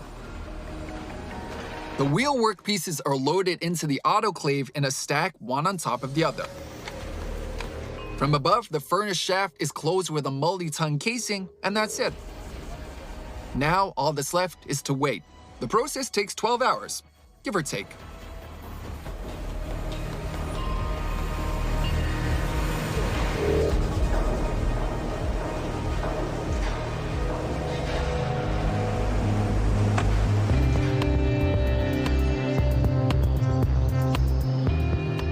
The finished wheel is thoroughly and meticulously inspected to root out the slightest defects. And this control is not only visual, each tire is X-rayed. It must be perfect both inside and outside. Only in this case will the tire be able to work for years and repeatedly return to service even after severe damage, as was the case at the Western Siberian coal mine.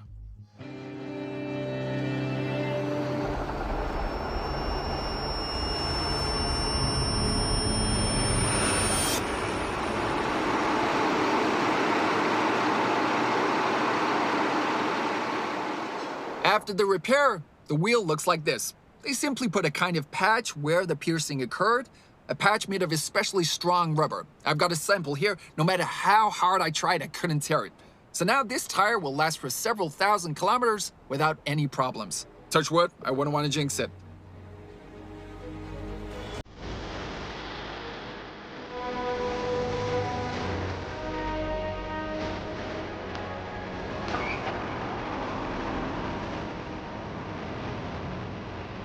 The repaired wheel is immediately put on the hub, and the Belaz goes back to its route. Our monster's frantic race against time continues.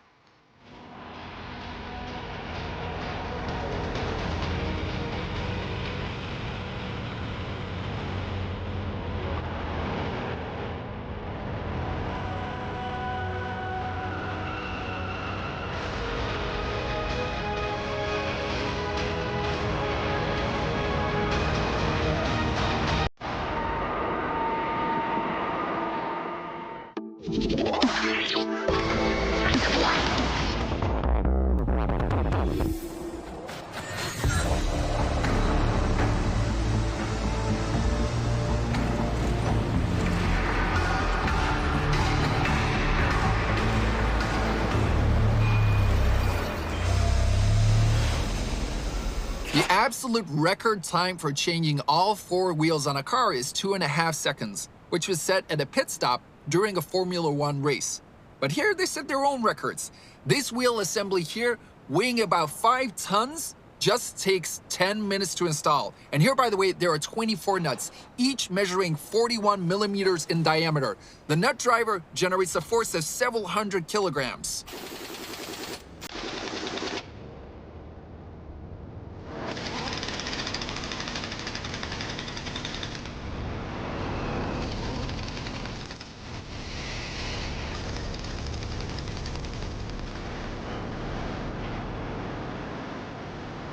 In fact, the wheels are installed in the shop only to test run the machine, as a huge dump truck will go to the customer in parts. The tires alone take up a whole railway car.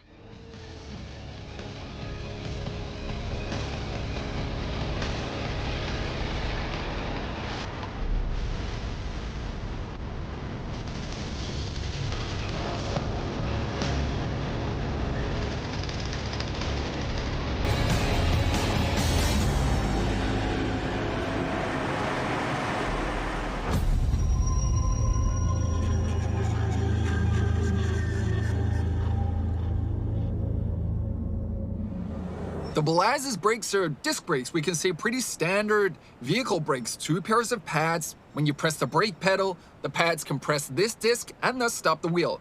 But the force of this compression is astonishing. It's several tons.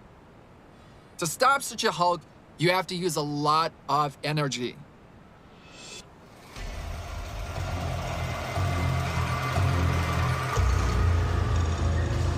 But even more energy is needed to make this wheel rotate.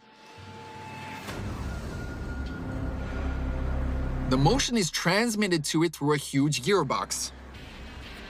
It's mounted on each wheel between the electric motor and the hub.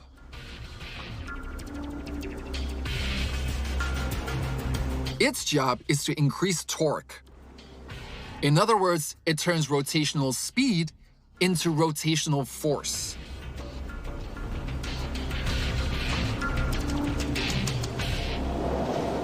The gearbox is assembled here on a special slipway. Here, gears, shafts, bearings, and so on are installed in its housing. And the assembly accuracy is so high and all the parts fit together so perfectly that, for example, this gear wheel, weighing over 100 kilograms, can be spun without any effort using just one finger.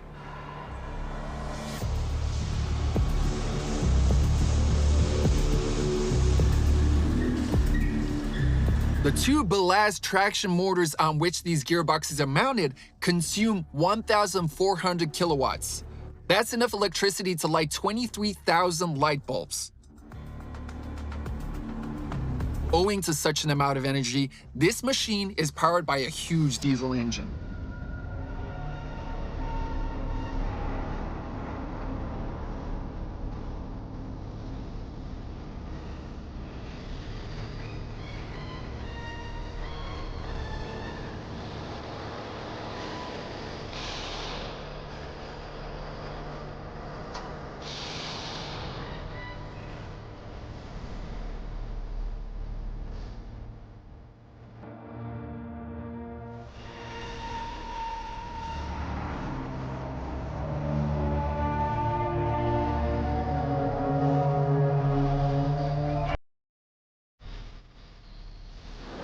The heart of our monster is this very powerful engine. However, it works in the same way as a normal passenger car. On internal combustion, the cylinders are V-shaped, but here we have slightly more of them, 16, and the volume of each of these 16 cylinders is almost 4 liters.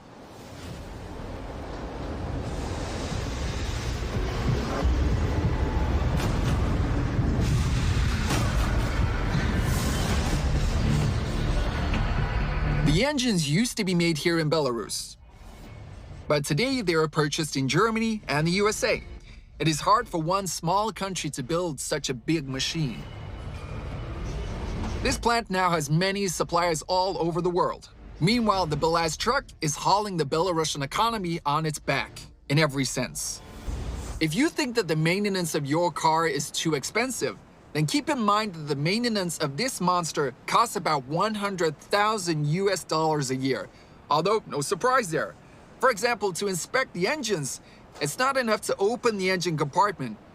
You need to climb inside. It's a monster with a very brutal temperament. But at the end of the day, it brings us light and heat.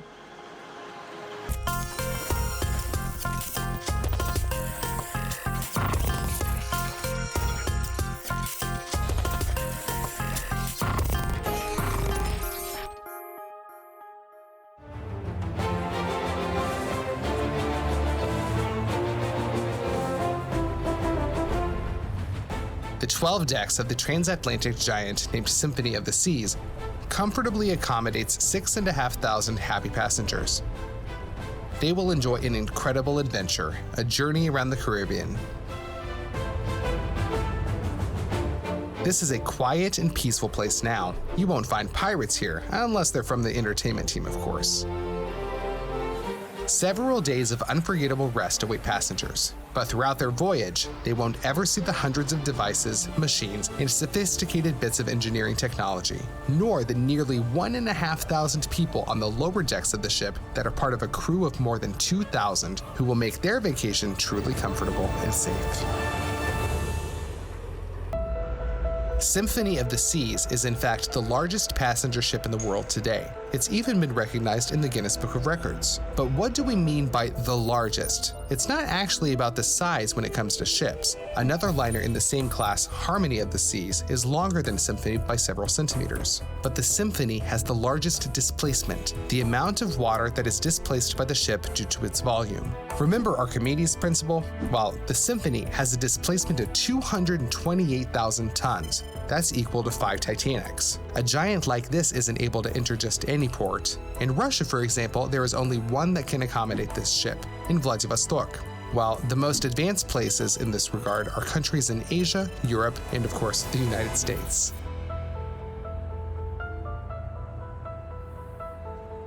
Port Miami, Florida's major seaport. Here is its cargo terminal. All in all, it has rather modest traffic figures. About 1 million containers move through here per year. So we've got maybe a dozen cranes and just a couple of ships docked here at the moment. This isn't what this port is famous for, of course. That would be something else. That I'll show you right now.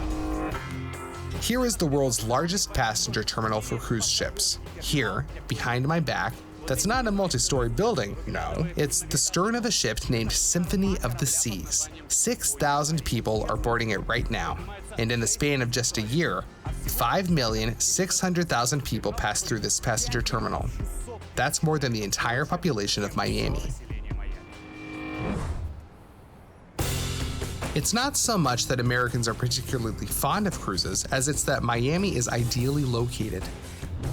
Mexico, Cuba, and the Bahamas are all just a few days' travel from here. That's why this port was chosen by several major cruise companies to be their starting points. You can see that right now 6 different liners are all preparing to leave, and they belong to 4 different operators. But Symphony of the Seas immediately stands out from the others due to its incredible size. At about the same time when a shipyard in France began to build the ship itself, several thousand miles away from Europe, on a completely different continent, right here in Miami, they began to build this terminal. Again, essentially, it turns out that the ship wasn't built to fit the size of the port, but the port was built to fit the size of the ship.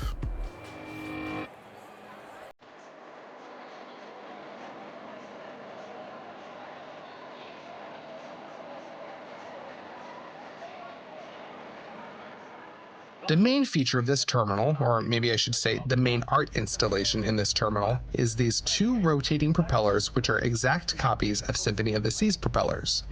They each have a diameter of 50 feet, and the weight of the real ones is 200 tons each, but these are of course a bit lighter. By the way, the ship doesn't have 2 of these propellers, but 3. They're mounted on podded propulsion systems, so-called azipods. Those are made up of huge pods which are suspended from the bottom of the ship at the stern. They are capable of rotating 360 degrees, meaning azipods provide the giant vessel with easy and quick maneuverability. I will show you in more detail how all this works in the second part of the episode, but for now, I will only say that these azipods were manufactured in Finland. and then sent by sea to the French town of Saint-Nazaire, the home of the shipyard where the vessel was built.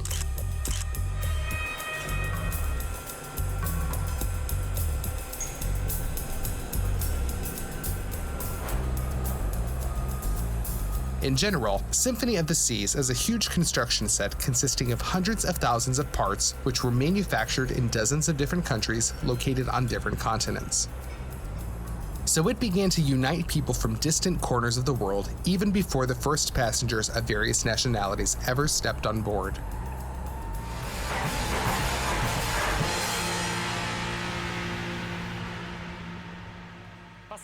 Boarding a ship is very much like boarding an airplane. Even these gangways, well, those who often fly, they know that they are almost identical to those in airports. Well, maybe these are a little wider. Only planes have a maximum of 2 such gangways, while the largest airliners might have 3. But here there are 5 of them. And another interesting peculiarity, those who fly know that boarding of an aircraft starts about an hour before departure and stops 20 minutes beforehand. But since 6,000 people have to go through here onto the ship, boarding begins 6 hours before departure, so that everyone has time to make it on board. This is why cruise ships almost always depart in the evening. All day long, passengers come on board, get used to their cabins, and then closer to sunset, the gangway is finally pulled back, the doors are all closed, and the ship rolls away from the quay wall. Thanks to those azipods that we mentioned earlier, and an additional tail rotor, Symphony of the Seas completes this difficult maneuver by itself without the help of any tugboats. Only a small Coast Guard patrol boat moves ahead of it, dispersing small pleasure boats and ferries out of the liner's path. This moment, already routine for the crew, is always quite exciting for the passengers, who at the moment of departure always pour out onto the upper decks. After all, the sea, and even more so these calm oceanic waters, aren't anything like railroad tracks, and these gigantic ships are actually seen off in a very different way from trains. Как ни шути, волнений больше, ведь ты уже не на земле. Как ни ряди разлука дольше, когда плывешь на корабле.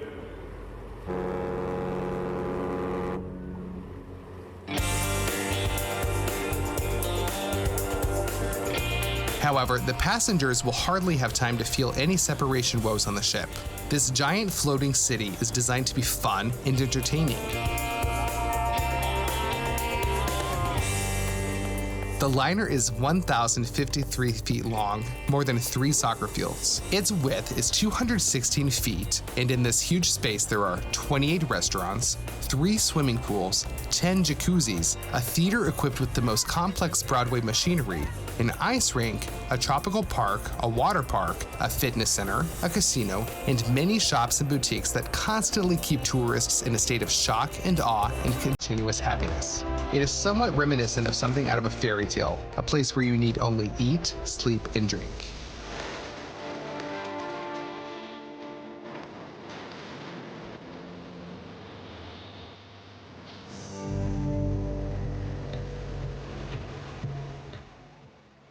When you look at the map of the ship, these are posted everywhere here, you get the feeling that the ship is some kind of toy. Yes, there's 12 passenger decks. Yes, it says 2,750 cabins, but what do all these numbers mean?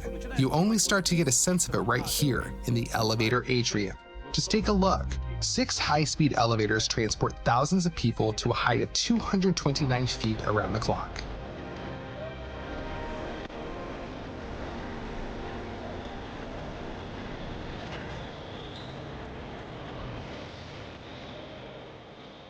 And at the same time, all this is now moving at a speed of 30 miles per hour in the direction of Mexico. Incredible. Even more incredible is the fact that the ship is directly controlled by only 3 people while it's in motion.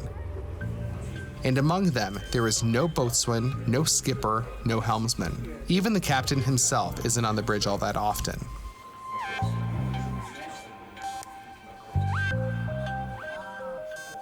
Today, the people who control the ship from here, from the captain's cabin, are no longer what you might imagine, sailors with tough, salty, weathered faces. They look more like office workers, and this place resembles some kind of control room or something.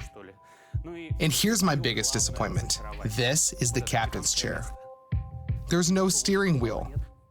The ship is controlled by two special joysticks. They're called anti-mice. In general, everything is technologically advanced, safe, highly scientific, and completely lacking in romance, for heaven's sake. You no longer have to pore over maps to plot a course. The navigation system stores all the necessary routes in its memory. The computer plots the path, taking into account the shallows, reefs, and other features of the topography of the seabed, and satellites track the position of the liner. An operator just needs to plug in the arrival time for the next point on the route, and the computer will even calculate the speed with which the ship could move. It's kind of like autopilot. The next time a person will need to directly intervene is the moment the ship approaches a port. The width of the ship, I will remind you again, is 216 feet. Therefore, side mirrors here clearly wouldn't cut it for parking. So when parking, well, when mooring that is, they use a special mooring console. Here it is. By the way, it sticks out from the side of the ship a bit, you see. It kind of hangs over the side for better sight lines. There is a second, identical control panel on the other side of the liner. Either the left or right one can be used, and that's determined by which side of the ship approaches the quay wall. The compass and binoculars found here are likely more of a tribute to maritime tradition than anything else. Mooring here, again, takes place with the help of space satellites and GPS. When the ship finally gets into the correct position, it is, you might say, tied to the pier with special ropes. This is almost the only step of the whole docking process that looks pretty much the same today as it did several centuries ago.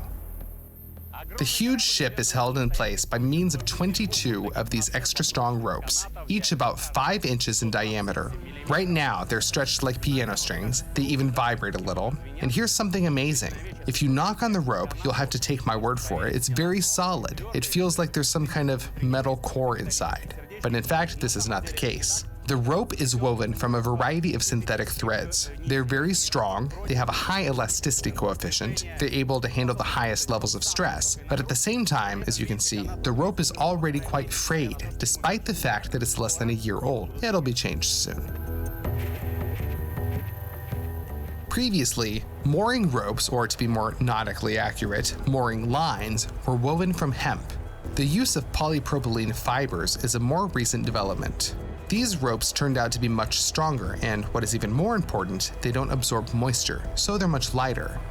Curiously, on these ropes from the 21st century, these shields from the 16th century, if not earlier, are still put to use. They're called rat guards and are needed to keep rats from the shore from running up the mooring lines onto the ship.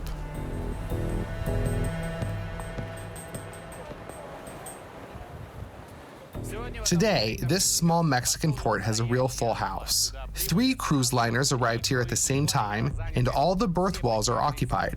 Here, Symphony of the Seas, 6,000 tourists, Norwegian Dawn, about 4,000. And lastly, a ship called Celebrity Reflection. There are about 5,000 more people on it. In total, about 15,000 people are coming ashore all at once. This, by the way, often becomes a serious headache for the staff of the ships. In the evening, when tourists come back here, relaxed, we'll say, after sampling some tequila, they have a bad habit of trying to board the wrong ship. But there haven't been any cases of someone sailing away on the wrong liner, not yet. The stewards and representatives of the Port Logistics Service work like clockwork and don't drink tequila, just like the other 2,000 crew members of Symphony of the Seas who, unlike the passengers, don't go ashore when the boat docks. While tourists are exploring local attractions, on the lower decks, preparations for the main task of the day are underway. Cooking dinner for 6,000 passengers before they get back on board. And for this, you first need to bring up several tons of products from the storage area to the galley.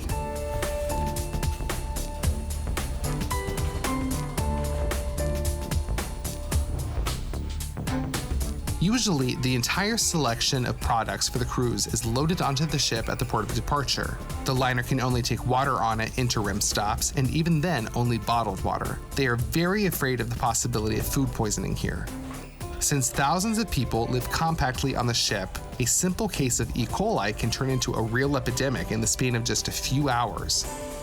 And even putting that aside, not all countries can provide products of the high quality that Symphony chefs require.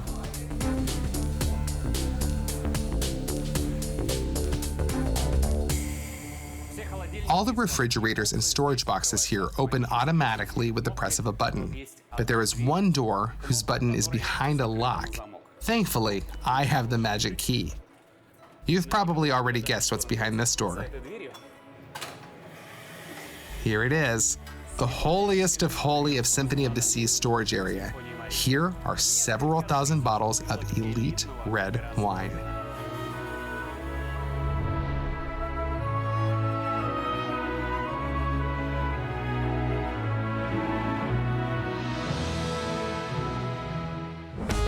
Milk, meat, seafood, vegetables, frozen products, fish, all of that and more is stored in the dozens of other refrigerators. Anything and everything that might be needed to prepare the 350 different dishes that can be found on the ship's restaurant menus. Of all the foodstuffs stored on the ship, only 2 products are honored with having their own private refrigerators. Well, simply because they are the most consumed items. First, we've got bananas. Here are plenty of boxes with yellow ones, and there are also boxes with green ones. They will finish ripening during the cruise. And the second product is the most popular. What do you think it is? I'll show you now. Eggs. 120,000 eggs are eaten on board every week. Moreover, bananas and eggs are, as economists and logisticians say, goods of inelastic demand. Their consumption rate, and hence the required plant amount, is easy to predict. Things are more interesting when it comes to the rest of the products on board. A specially developed computer program analyzes the number of passengers and their nationalities even before setting sail, and depending on that information, it gives recommendations on how many of this or that product you need to take with you on any given voyage. For example, if there is a large number of Latin Americans on board, more meat and spicy foods will be added to the menu. If there are more Asians, they'll reduce the amount of dairy products, and if Indians are prevalent, they will increase the number of curry dishes, but at the same time they will bring less beef.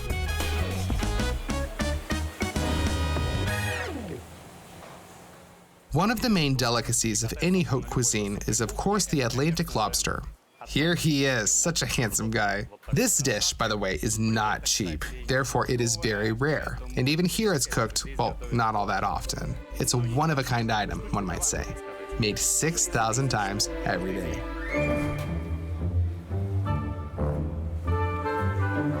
Each of these workers, there are mostly Filipinos working here, shells about 500 lobsters a day. Those of you who have ever shelled, for example, crayfish, can imagine how much work this entails.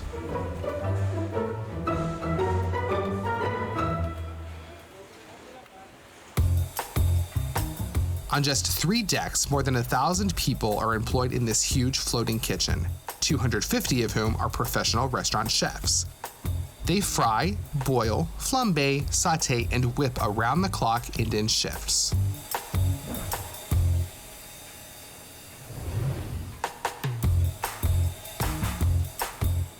Take breakfast rolls, for example. 12,000 of them are baked here every day. In fact, the responsibility of the cooks here is enormous. The clients on the ship are very demanding, the products are expensive, and the cooking portions are gargantuan. Therefore, the slightest mistake in the proportions of ingredients can cost tens of thousands of dollars. Well, for example, tomato soup, 160 liters of it. If it's a little bit overcooked or undersalted, that's it. Eat it yourself since no one else will.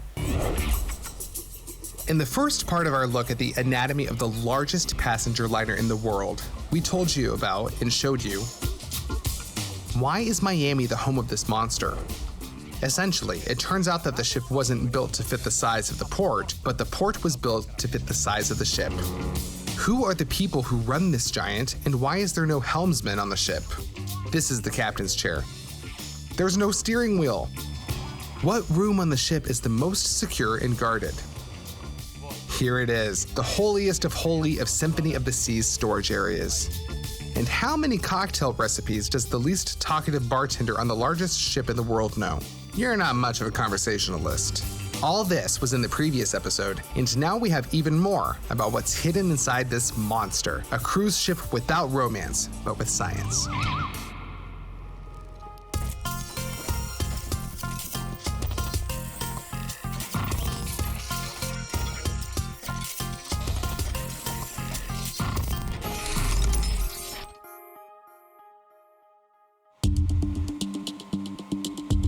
And what could be less romantic on a ship than the machinery room? In the lower part of the ship, where tourists aren't allowed, day and night there's the roar of machines working in the semi-darkness, and these are what makes this entire giant city on water move. Symphony of the Seas is 6 diesel engines with a total power capacity of more than 100,000 horsepower. For a point of reference, that's approximately the power capacity of 1,200 cars. However, not even close to all of this energy is spent directly on moving the vessel. The ship consumes colossal amounts of electricity. For example, for lighting, there are about 140,000 light bulbs on the liner. Also, electricity is spent on the operation of air conditioning systems and on the production of large quantities of water vapor. Yes, despite the fact that steamers and steam engines are a thing of the past, modern liners still use steam. A lot of steam. No, it of course no longer rotates the turbines as it did, for example, on the Titanic, but steam is needed for more domestic purposes. It's a simple method for heating the water in showers and bathrooms, and it also heats different spaces when necessary. However, those aren't its main function. Steam is necessary for the heating systems for the huge fuel and oil tanks, and it's also used in fuel-oil separators. It's consumed by the turbo drives of some pumps, and, well, if it's necessary, for several other important machines on ships. It's consumed by the turbo drives of some pumps, and, well, it's still necessary for several other important machines on ships, even in the 21st century. Moreover, it must be perfectly clean so that impurities don't build up on the walls of the steam lines. Therefore, it is created from distilled water. But where do they get such large amounts of distilled water? It's produced right here on the ship using giant distillers. Here they are. There are 3 of them. The principle of operation is very simple. Well, it's basically a big tea kettle. This is where water from outside comes in. Here it's boiled, steam accumulates in the upper part of this chamber, and the sea salt settles down at the bottom.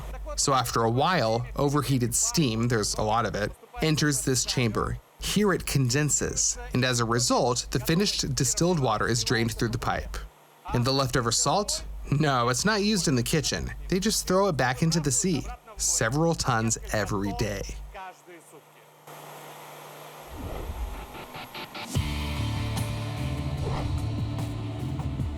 This does not harm the environment in the slightest, since in essence, they're only turning the ocean's own salt back to itself, while keeping the moisture on board.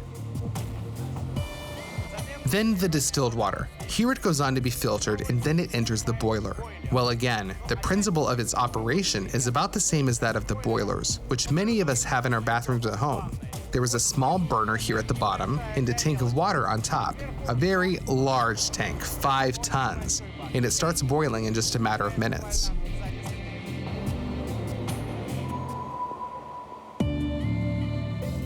In the end, the resulting steam is used for its intended purposes. Moreover, part of it, when it condenses again, is sent back to the boiler. This is the so-called reverse cycle. But most of it is irretrievably lost, and therefore the reserves of distilled water have to be replenished all the time. It's also needed to freeze an actual skating rink on the ship. Here you can skate during the day and watch an amazing ice show in the evening. That includes a number of Russian figure skaters.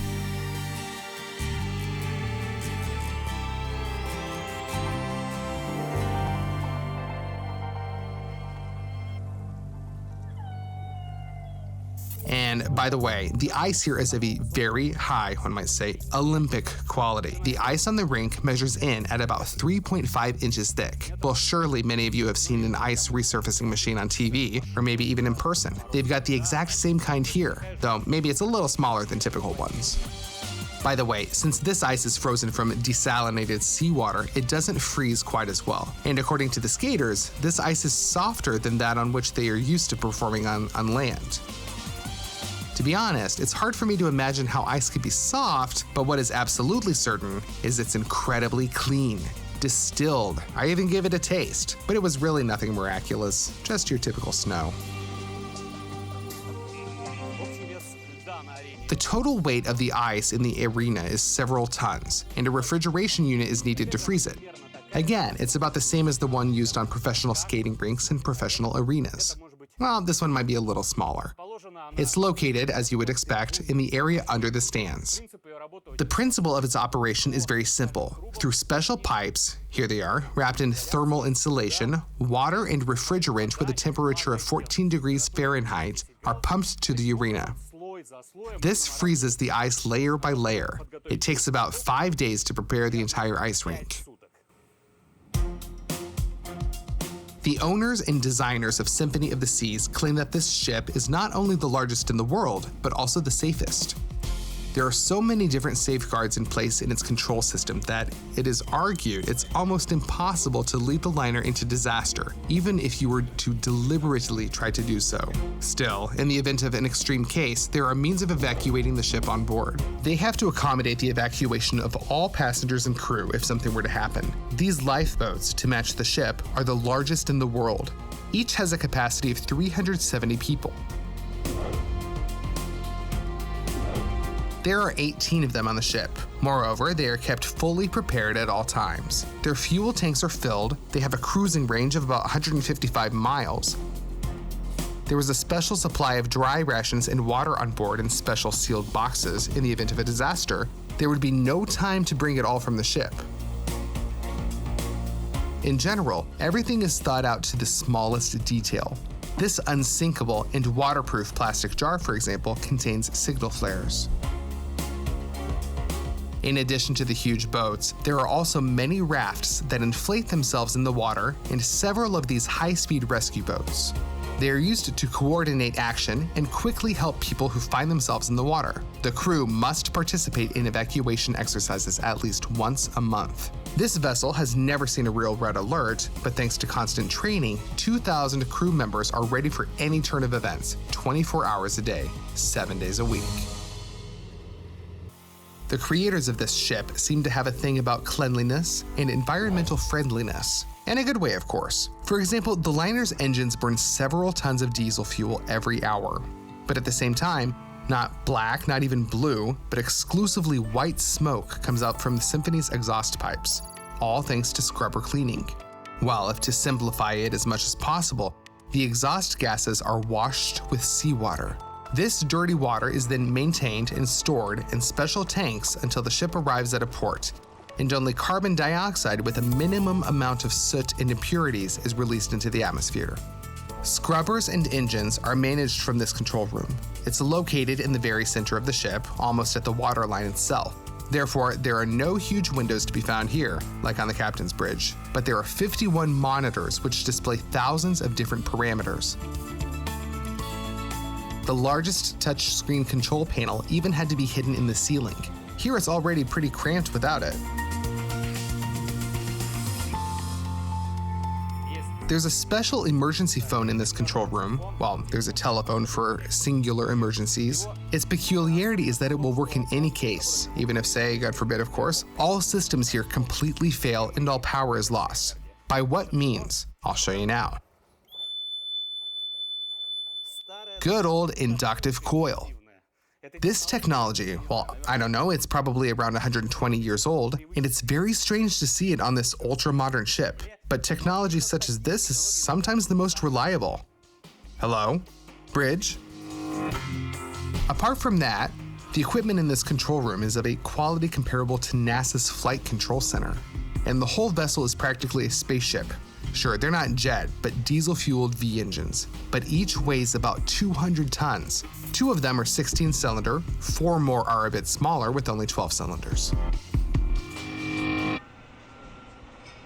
These giants were made in Italy, and then they were sent by a special convoy, first along blocked-off roads, and then delivered by sea to a shipyard in the French town of Saint-Nazaire.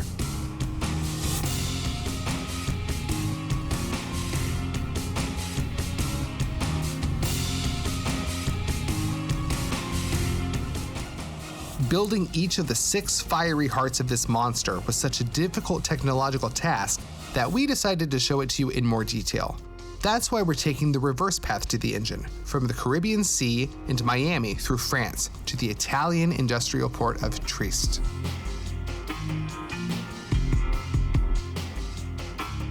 The company that makes the world's largest marine engines in Italy is actually from Finland. It's called Wärtsilä. It got its name in honor of a small Finnish village where this business once originated. It's curious, but today the urban-type settlement and the Wärtsilä station of the October Railway are part of the Sortavala region of the Republic of Karelia, a typical Russian single-industry town with a modest budget. At the same time, Wärtsilä has an annual revenue of several $billions.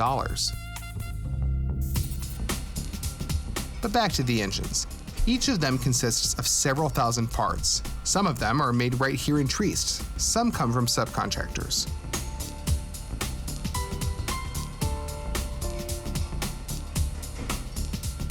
Cast and forged blanks, for example, are sent from a metallurgical plant in the Czech Republic.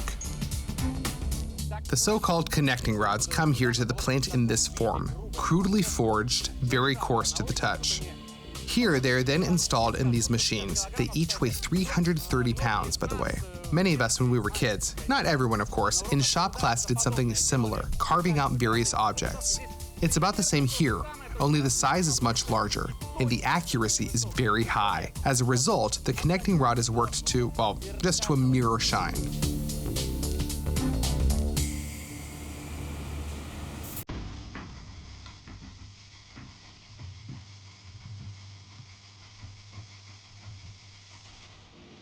After the lathe finishes, the connecting rod is then married to the piston and installed in the cylinder. In general, everything's familiar. Everything looks like a conventional internal combustion engine. But in this place, you feel like Gulliver in the Land of the Giants. The size of the parts is daunting.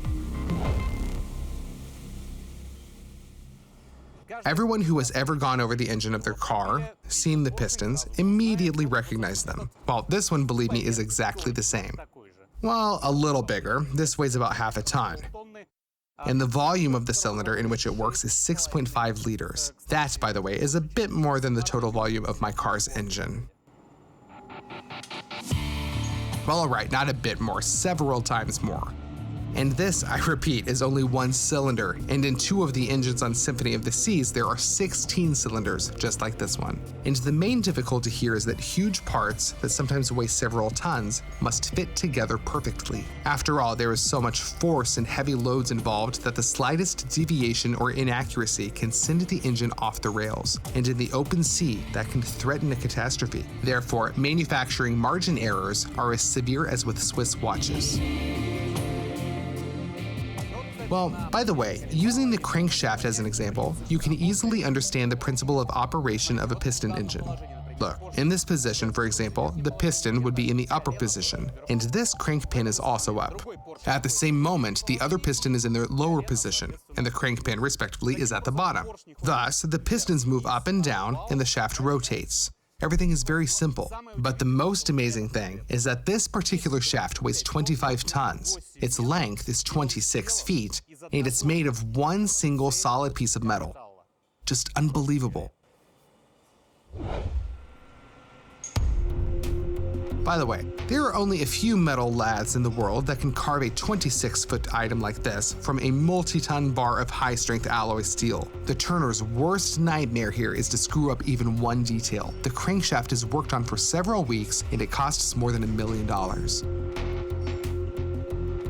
Ultimately, after numerous checks and tests, the crankshaft and thousands of other parts are sent to the assembly area.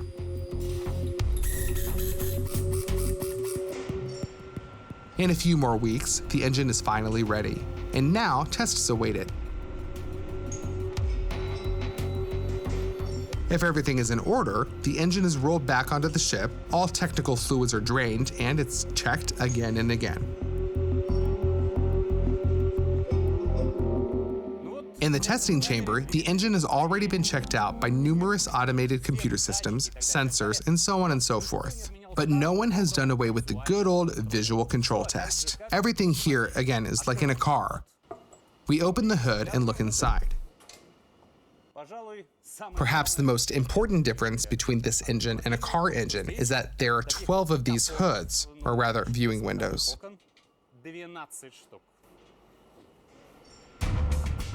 Behind each of these windows is one of the cylinders and valves connected by a connecting rod to the crankshaft. If you wait for the oil to drip down from the parts, you can simply see with your eyes if any jams or other metal defects have formed during the tests.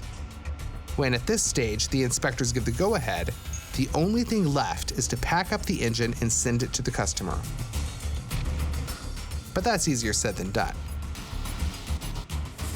Anyone who has ever, transported, say, a dresser knows that the most necessary thing to get that done are duct tape, some styrofoam. Oh, here we have some. Well, and a lot of bubble wrap. When moving a finished engine, everything is about the same. All protruding parts are carefully wrapped with these foam corners, sealed with tape, cling wrap, and so on and so forth. Well, in general, everything is the same as when moving furniture. There is a slight difference, though. The weight of this dresser is 180 tons. It takes a week just to get it ready for transportation. By the way, at the same time, road services and a special platform, the only one in Europe that can support such a weight and size, are being prepared for the giant's move to the port. Only here, at the very end, in the finished goods warehouse, can you begin to understand the true scale of this giant engine. Its height is about that of a 3-story building. It weighs several hundred tons and generates the amount of electricity that would be needed for a small Moscow neighborhood. The actual biggest mechanical heart in the world of the world's biggest cruise ship. And let me remind you, Symphony of the Seas has 6 of them, and although at the same time, even at full speed, usually no more than 3 of them are working, the fuel consumption is still massive, and that's why the company that owns the ship uses a little trick. At the starting point of the journey, in Miami, they take on board only as much fuel as is needed to reach the next port, where fuel is cheaper, and when they're already in Uruguay or Mexico, for example, the liner is filled up with diesel all the way. Thanks to this, the ship owner manages to save several $1 million per season. However, there is one caveat. For some reason, the fuel from these countries often contains water. By accident, of course, I'm sure, but this is unacceptable for the engine. Therefore, all fuel is cleaned directly on the ship before being fed into the combustion chamber. But how can several tons of fuel be cleaned per hour and when moving at full speed too? And here, centrifugal force comes to our aid. Fuel enters these separators, which are in essence huge mixers, and it's spun at a breakneck speed. What happens in there? Water, which is heavier, is forced out to the walls, and the oil product, as the lighter portion, accumulates in the center and then enters the engine. 5th grade physics at work on the largest ship in the world. At the same time, the fuel in the separators is also heated. That makes it more runny and it therefore burns better. By the way, the liner has an electric drive. No, its powerful internal combustion engines do not directly rotate the ship's propellers. They spin generators that generate electricity. And then, along the high voltage lines hidden in the bowels of the liner, the current travels to the electric motors, which spin the propellers. This diesel-electric circuit makes the vessel more maneuverable. After all, an electric motor, unlike a piston one, can stop and change the direction of rotation almost instantaneously, and it doesn't need a gearbox. The motors, together with the propellers, can also rotate 360 degrees around their axis. Therefore, it becomes very easy to operate the liner. However, even the most high-tech devices and numerous automatic safety systems are not able to 100% protect the ship from basic human error. 3 weeks after we filmed this episode, in the same Mexican port where Symphony of the Seas stopped for an afternoon, 2 cruise ships managed to collide.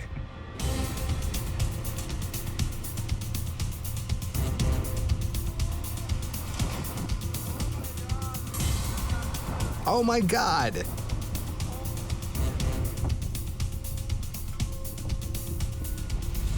There were no casualties, both ships even continued on their voyages, but still, this situation once again reminded me that regular emergency evacuation drills on the ship are not at all excessively precautionary. However, maybe no less dangerous than a collision with another ship would be a situation in which 6,000 passengers were left hungry. They almost seem to fear this even more here. The 350 exquisite dishes on the menus of 28 restaurants will satisfy even the most demanding customer. We already showed you how this monster's kitchen works in the first part of this episode, and perhaps at this point the question occurred to you. How can you quickly wash a large number of plates, mugs, glasses, and cutlery after dinner? On this ship, in general, all technological processes that can be are built on the principle of a conveyor belt. Well, this is logical, of course, because this is one of the most effective forms of labor organization. And here in the kitchen, the dishwasher is also one huge conveyor machine. Come with me, I'll show you. Sorry, dirty dishes are being loaded from that side and clean ones are already coming out here. The whole process takes less than 1 minute, extremely fast. Mr. Clean would be impressed. There was no other choice because after every dinner, about 50,000 dishes have to be washed, and that's not counting the kitchen utensils. Though it may seem like less than a critical machine, the dishwasher on the ship is actually such an important unit that it has a twin backup in case the main one breaks. Another one of the liner's important machines is the washing machine. It was built to special order and installed in the bowels of the ship at the time of its construction at the shipyard. A whole 2 technical decks of Symphony of the Seas have been given over to laundry. Here, about 10,000 towels are washed every day. They also tried to automate this process as much as possible. Housekeepers collect dirty towels from the rooms, sort them by color, and send them to the laundry decks. Here, they are loaded into this receiving bin.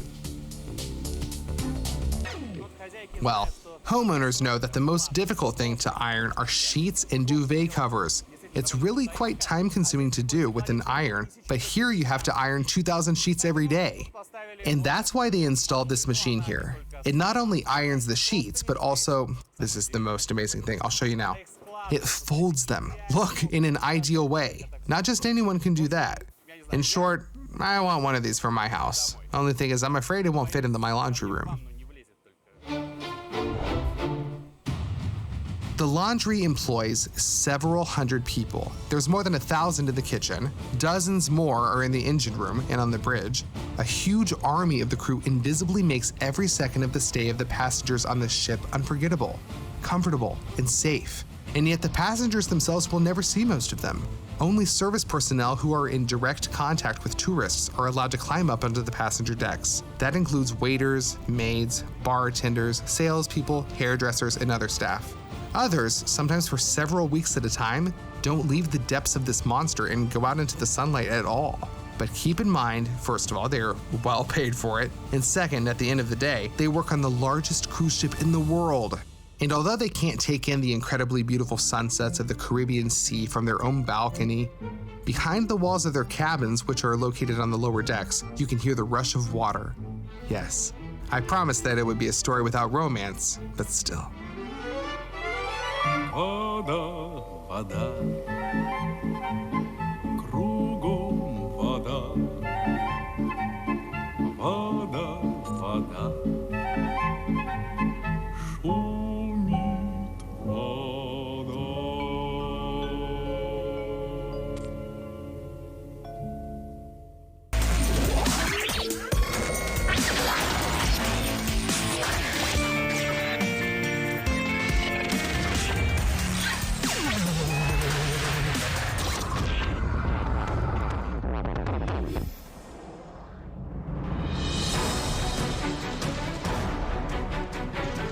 The Mi-26 is the largest, most incredible helicopter capable of lifting the greatest loads.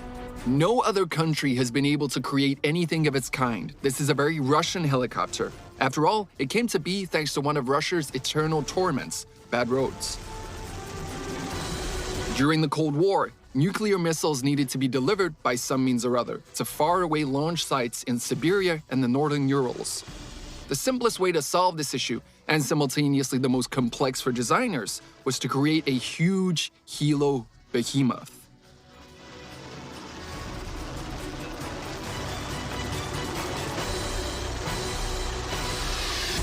The Mi-26, NATO codification named Halo, crew 5 people, maximum load capacity 20 tons, length 40 meters, rotor blade diameter 32 meters, maximum speed almost 300 kilometers per hour, service ceiling 6.5 thousand meters.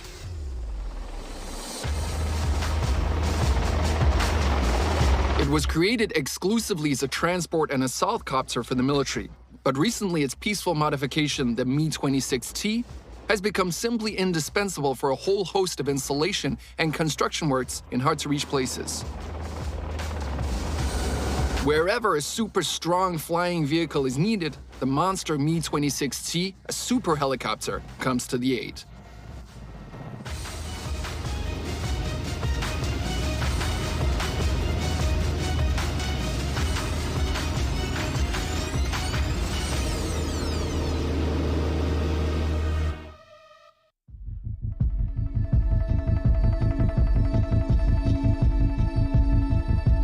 The Khanty-Mansi Autonomous Okrug, hundreds of thousands of square kilometers of swamps and untouched dense forestry. It's here where more than half of all Russian oil is extracted. Roads here can only be built in winter, when the shifting, marshy tundra freezes over. In summer, the only way to maneuver is by helicopter.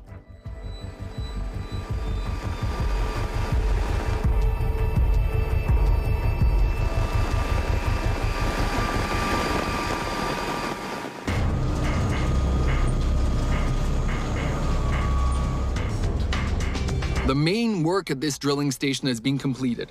Jump pads have been installed and pipelines have been fed to the oil well. Now, at another site 100 kilometers from here, the on-shift workers wait for the drop-off of the drilling equipment, which is now free for use.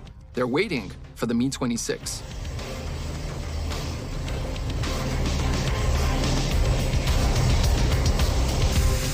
The weather in Ugra has a mind of its own. The sun might be shining in the morning, by lunch it may be raining, and come evening there may be snowfall. But despite the capricious northern climate, the monster Mi-26 must fulfill the task it's been assigned, transporting cargo from one oil extraction site to another, including drilling equipment, cables, even houses for the on-shift workers. The only way to deliver all this is by air. And time does not wait. Every day the drilling squad stands idle totals millions in losses, which is why the cargo must be transported smoothly and quickly. The Mi-26 has 40 minutes to do this, roughly the amount of time you'll be watching this video.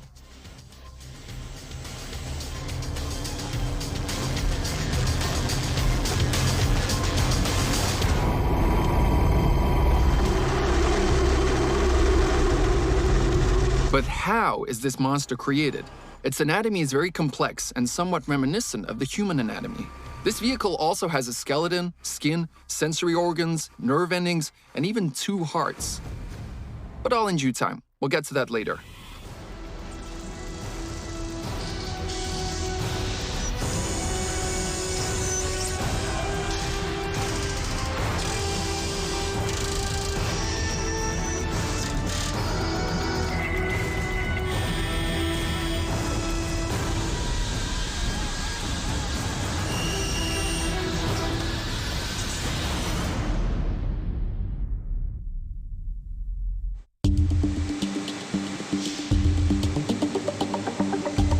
Everything great starts off with something small, and the same goes for our monster. The birth of this amazing machine begins in a small, galvanizing plant.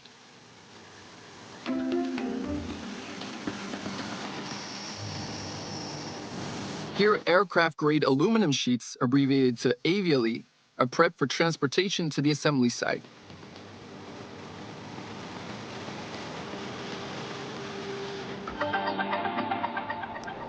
The sheet casing for the Mi-26 chopper could be branded as the skin of our behemoth. But before it's wrapped around the skeleton, these sheets need to be anodized to make them better and more durable. Remember like the fairy tale with the donkey?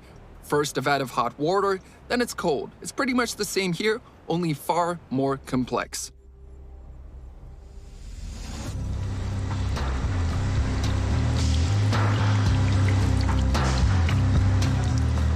When parts made of aluminum or aluminum alloys are oxidized, they are covered in a grayish oxide film in the form of uneven spots. This can worsen the physical properties of the metal, added to the fact that it's not aesthetically pleasing, which is why the aluminum is anodized.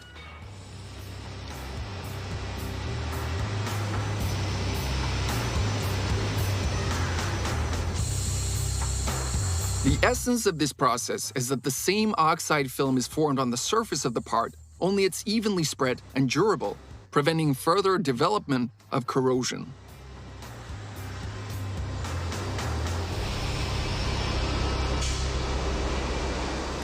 The main process takes place in this bath here. To the naked eye, it looks rather pleasant. It even resembles a jacuzzi in some way. There you have the bubbles. Nevertheless, I've been advised not to take a dip in this bath, as firstly, there's a current flowing through it, and is packing a high voltage, and secondly, the liquid inside isn't water, but sulfuric acid. This is how the anodizing process received the name sulfuric acid anodizing. The aluminum part, along with a lead cathode, are placed into the cooled bath of sulfuric acid solution. The part itself is the anode. An electric current passes through the bath, the surface of the parts are heated and become loose, ultimately oxidizing evenly under the impact of the oxygen contained in the water and sulfuric acid.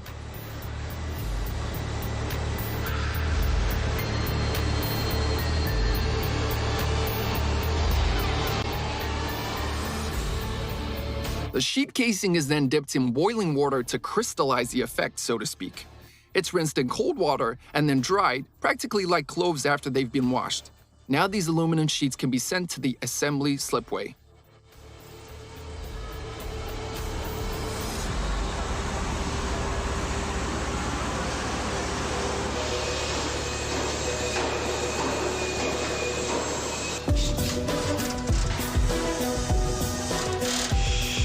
There are actually several slipways. Naturally, there's a main slip where the main parts of the chopper are assembled, but beforehand, the separate pieces of the Mi-26 are created on the smaller slips. On this one, for instance, the head of our monster is made.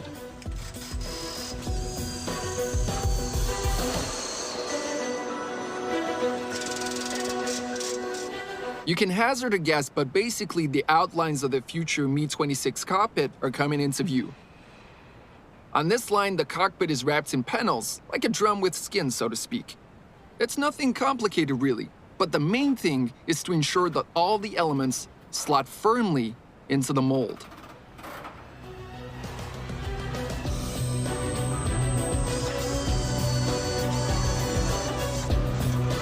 Those same aluminum sheets that have been anodized are simply joined to each other tightly and riveted to the frames, the skeleton of the Mi-26.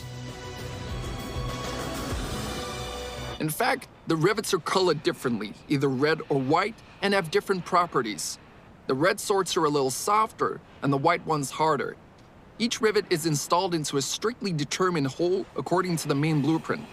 Basically, it all somewhat resembles putting together a colored children's mosaic.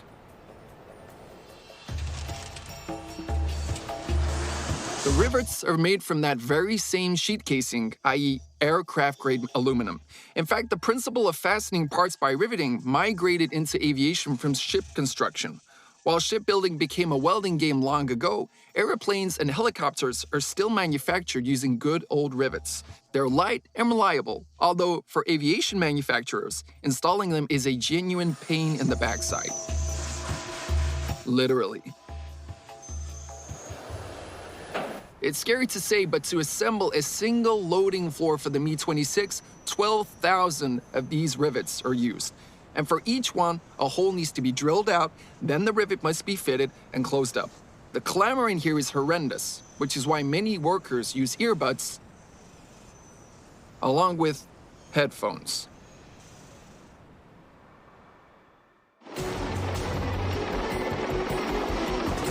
The first military application of the Mi-26 took place in 1984 in Afghanistan. The chopper transported paratroopers, equipment, and even motorized groups. With this monster, the Soviet Shiravi soldiers found themselves in the most unexpected places for the enemy, occupied commanding heights, and took control of mountain roads and passes. However, due to the unprotected hull, a bullet from a Kalashnikov pierced the side of the helicopter like paper. The paratroopers weren't all too in favor of the machine, even calling it a cow, a hint at the helicopter's peaceful and slightly slow nature. That said, when it came to evacuating the wounded, it simply had no match. Refashioned into a flying hospital, the Mi-26 was able to carry 60 wounded, all bedridden, along with 3 doctors in just one flight.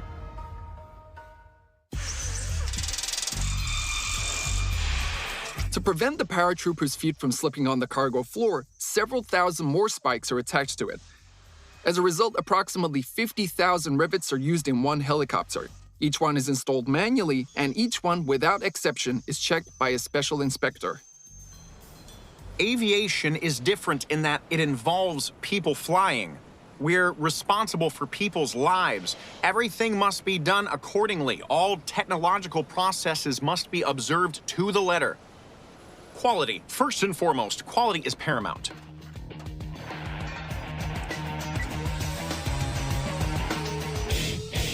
This isn't even a milling machine, but a genuine processing center.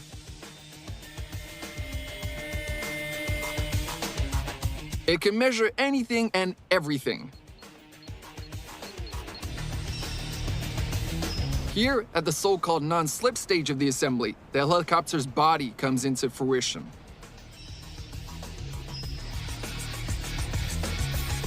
Do you know what these are? No, they're not doors. Under them will be concealed super powerful engines.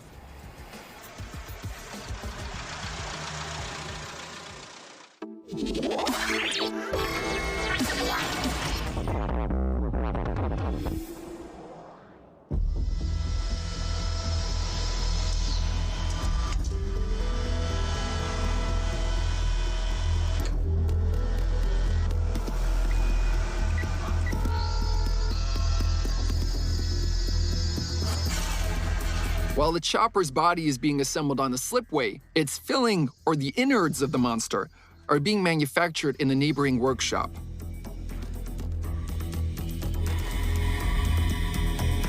The most complex parts, the manufacturing accuracy of which is measured in microns, are fashioned by cutting-edge 5-axis milling machines.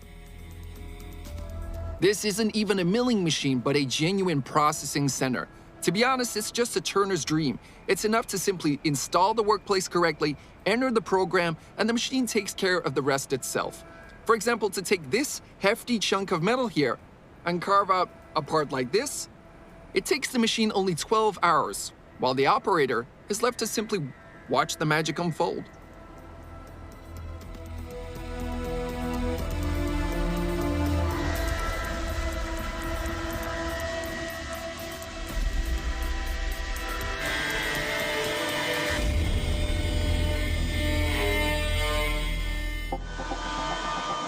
Before the Mi-26, the world had no experience at all in creating super heavy copters. The designers had to come up with new designs, invent new pioneering solutions for the layout of choppers, and of course, introduce new materials that were both light, durable, and sometimes incredibly complex geometrical shapes. In turn, the manufacturers were tasked with manifesting all the aircraft designers' ambitious fantasies, and they did not disappoint. Absolutely any level of complexity and any configuration, regardless of the material type. So there's never been a case when aircraft designers have sent you the blueprints from some parts and you've then thrown your hands in the air and said, "We can't do that." Well, up to now, there hasn't. First of all, the blueprint goes to the workshop programmer. Based on this drawing, he compiles a program for each specific machine and specific part.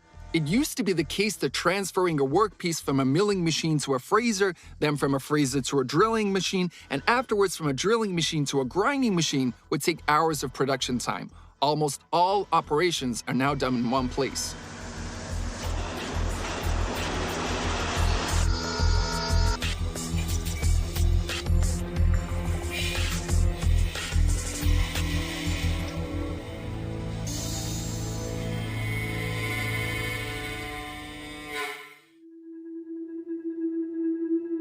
But it turns out that making a part is only half the battle, as now it needs to be measured correctly. But how?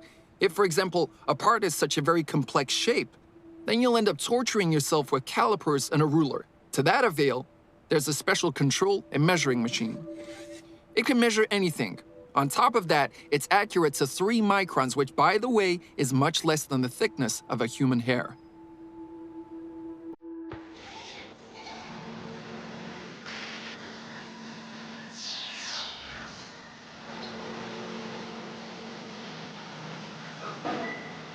Controlling a computer program The measuring head literally guides itself along the parts, encompassing them from all sides. An artificial ruby is installed at the end of the head. A beam of light is passed through it, and as soon as the light coming from the gemstone begins to bend, the system understands that the ruby is rested against the wall of the part. This is how ultra-precise measurements are taken.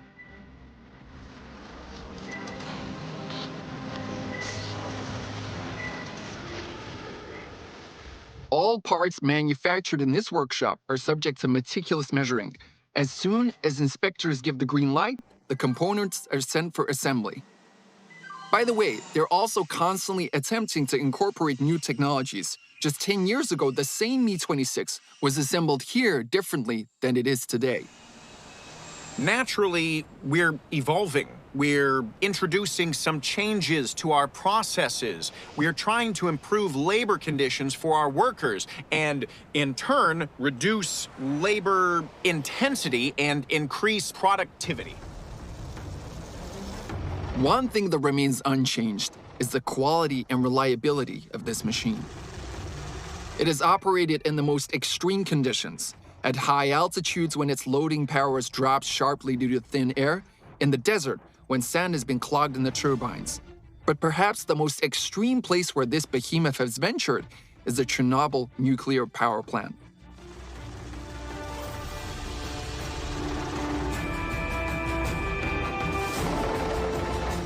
It was the Mi-26 that dropped tons of water and a special liquid onto the smoking reactor, neutralizing the radiation. Later, this monster participated in the construction of the sarcophagus over the third power unit, and it was only thanks to this huge helicopter that the first responders managed to reduce the impact of the nuclear disaster on the environment.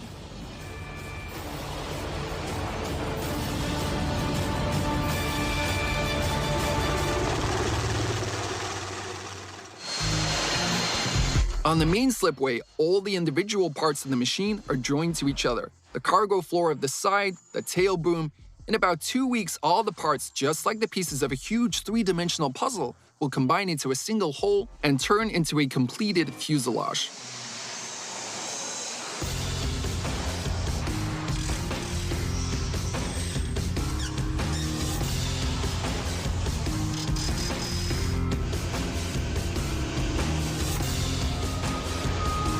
Afterwards, the body is rolled out, and they begin to piece together the next machine on the slipway.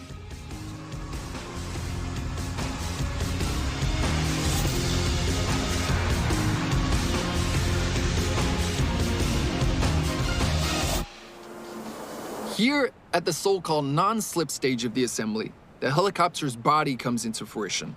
Several dozens of thousands of additional rivets are fitted, doors are hung, and the internal partitions are installed. Basically, you end up with an almost finished fuselage. The only thing, as you can see, is that it doesn't have a head yet. That will be attached to the body of our monster a little later.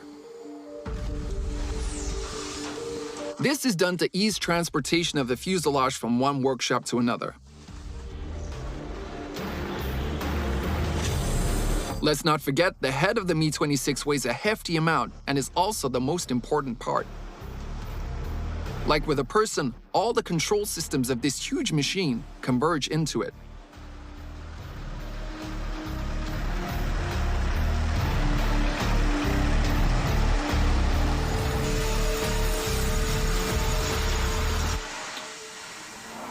Almost the entire helicopter is made of very thin and light aluminum, but it still weighs 29 tons and carries about 10 tons of fuel.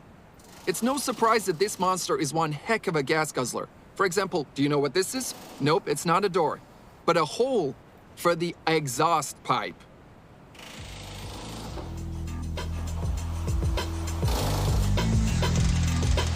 Everything about this helicopter is very large. In turn, the engines that must drive it are also huge. The decision was made to position them in the upper part of the hull and carry them forward a little to balance the considerable weight of the very long tail boom, which was forever attempting to rear the helicopter.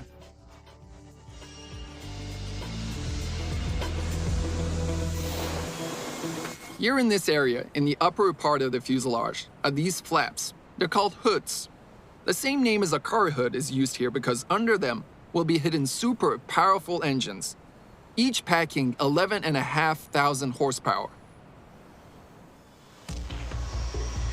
The power is enormous, but it still needs to be converted into the very lifting force that keeps the chopper in the air. It turns out that the monster helicopter needs a powerful main rotor, the largest rotor in the world.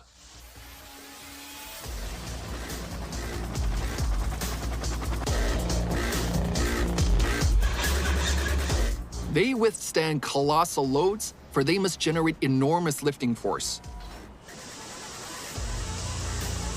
The surface of the longeron becomes so even, you can look at yourself in it like a mirror.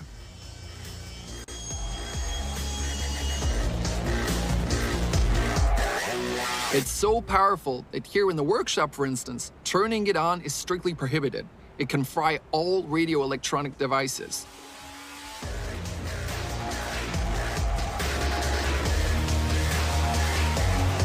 When you stand on the helicopter, you begin to realize that it truly is a monster.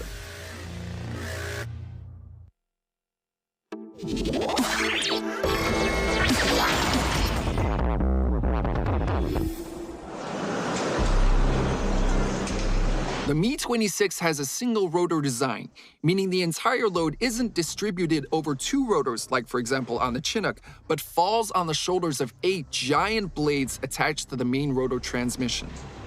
Mikhail Leontievich Mil once said that if there are new blades, then there is a new helicopter. So, these blades were created to replace the Mi-6 helicopter. Each blade on this monster exceeds 15 meters in length. They differ from the screw wings of the previous Mi-6 not only in size, but also in design. For the first time ever, a production technology based on composite materials was employed specially for this helicopter. As we know, the whole world is now switching to composites, as composites are more reliable than metals. Metals are prone to corrosion, and the durability characteristics of composites are often higher. The beating heart of each blade is a titanium longeron, or as it's called here, a pipe.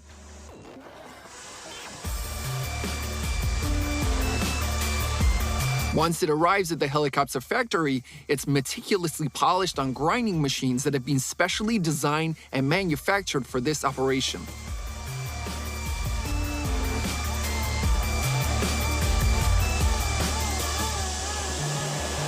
The longeron is polished to perfection using bog-standard metalwork sandpaper. The process takes 5 days, and during this time, hundreds of meters of strips like this are completely scrubbed off. But in the end, the surface of the longeron becomes so even that you can look at yourself in it, like a mirror.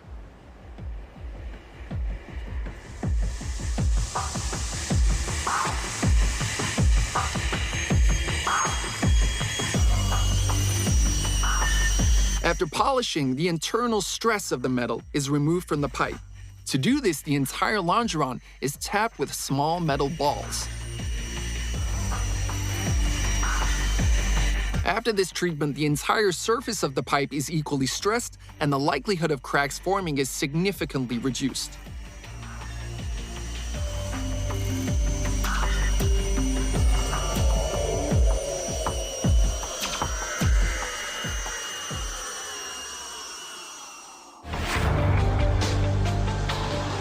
Parallel to this, the so-called plumage of the helical wings is gathered at the blade plant.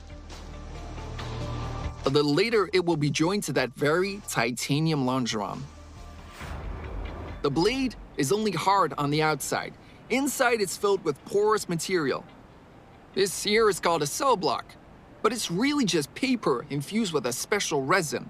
However, since this paper is assembled into a structure reminiscent of a honeycomb, the block turns out to be incredibly durable.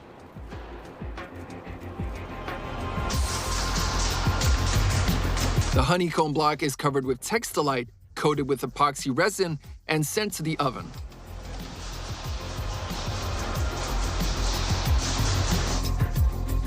After all the materials have sintered into a single hole and hardened, the finished segment is glued to the longeron.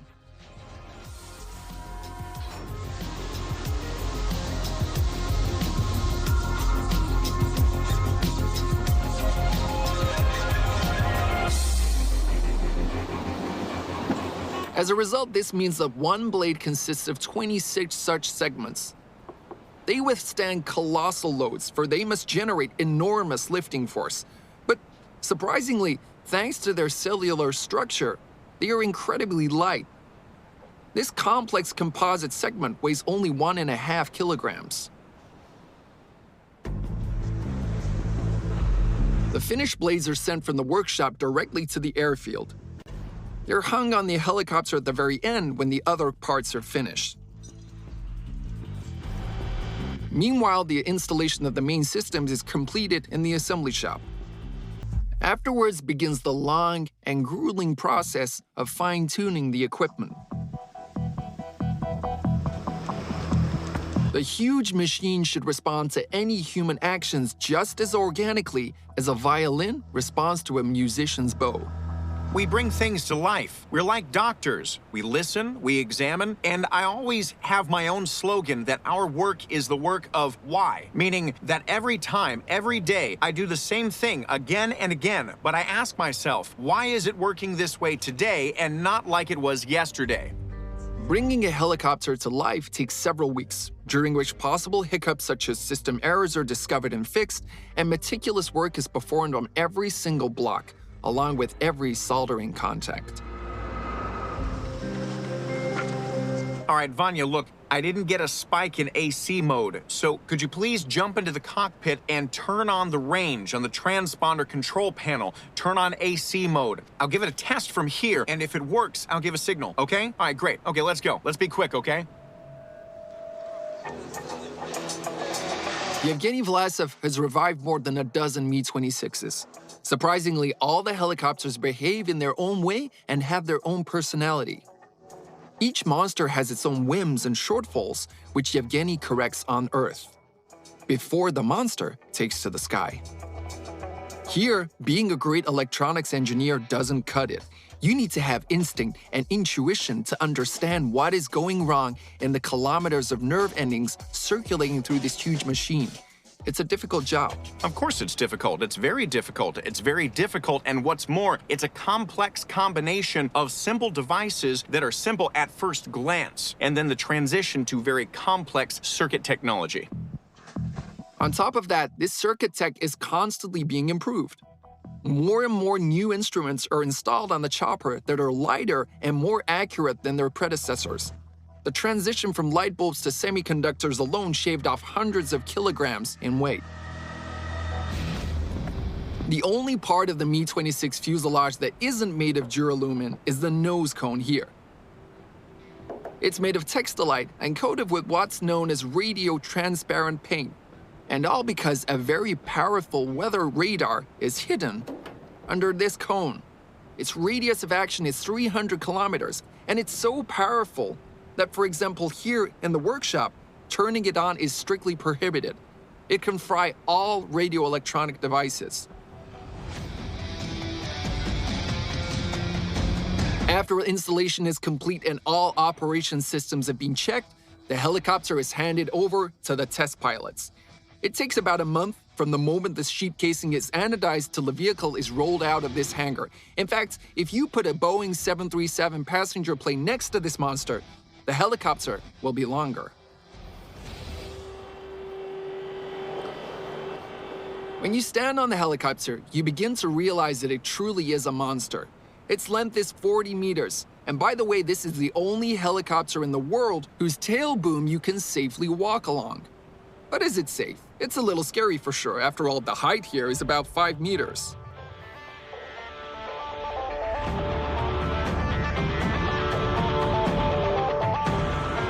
The helicopter is tested in conditions that are as close as possible to combat conditions. Here they are, the two turbo propeller hearts of our monster.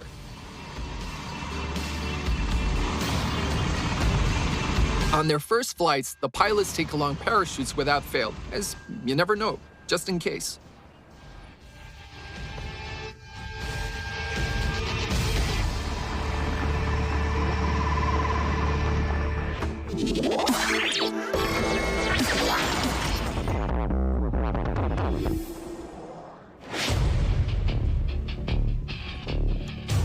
The Mi-26 crew consists of 5 people: a commander, co-pilot, onboard flight engineer, navigator, and an onboard technician.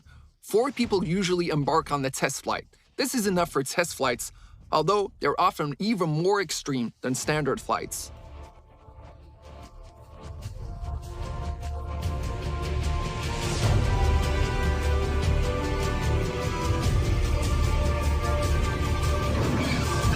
The helicopter is tested in conditions that are as close as possible to combat conditions. Token loads are placed inside the machine, 4 of these heavy cubes weighing 2.5 tons each. There's a total of 10 tons here. But another detail is that on their first flights, the pilots take parachutes with them without fail, as you never know, just in case.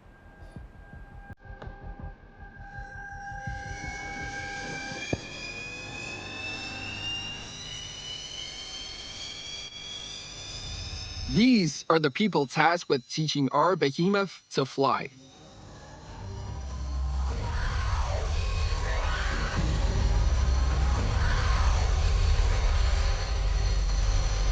The first steps taken by the Mi-26 on its journey into the sky are like the first steps of a child, steady and cautious.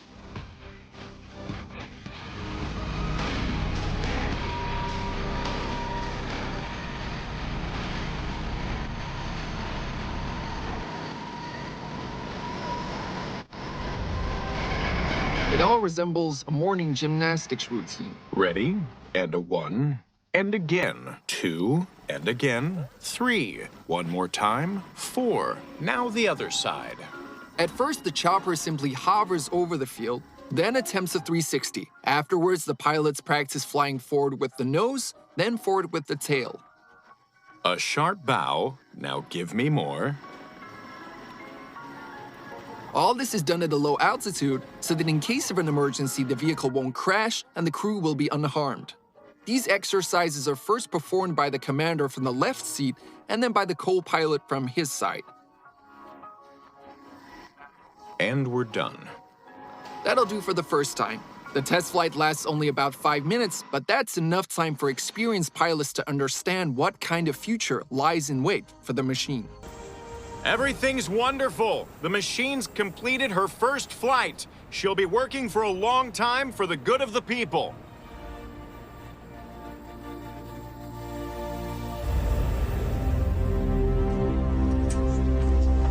As soon as the pilots disembark the Mi-26, the technicians envelop it from all angles. Even if the pilots have no complaints, the mechanics will still dig their hands into the monster. Literally.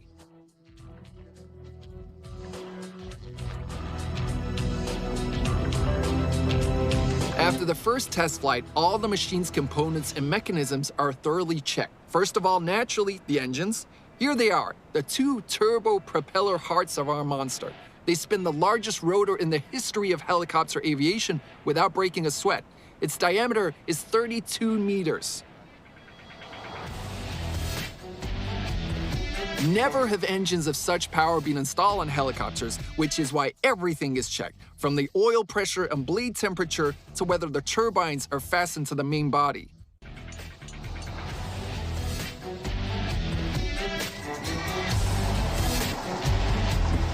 If everything is in order, the helicopter goes on another test flight, but this time it's a real exam. The Mi-26 needs to fly a distance of several hundred kilometers and return back. Despite the size of this machine, operating it is rather straightforward, by no means any harder than flying a standard light helicopter. The designers did their best to make it possible to carry out such hefty, important tasks, such as transporting cargo on an external sling inside in the cargo compartment, while simultaneously maintaining the easy handling.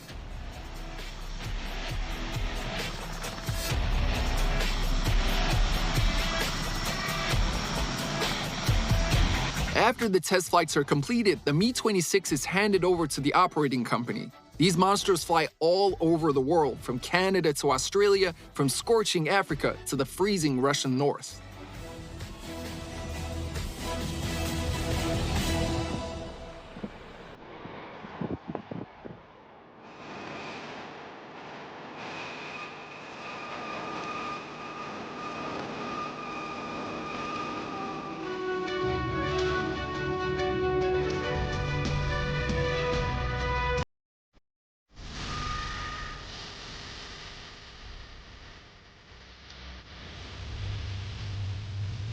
This Mi-26 transported the cargo to the faraway drilling site in Ugra right on time, meaning that consumers will receive their oil bang on schedule.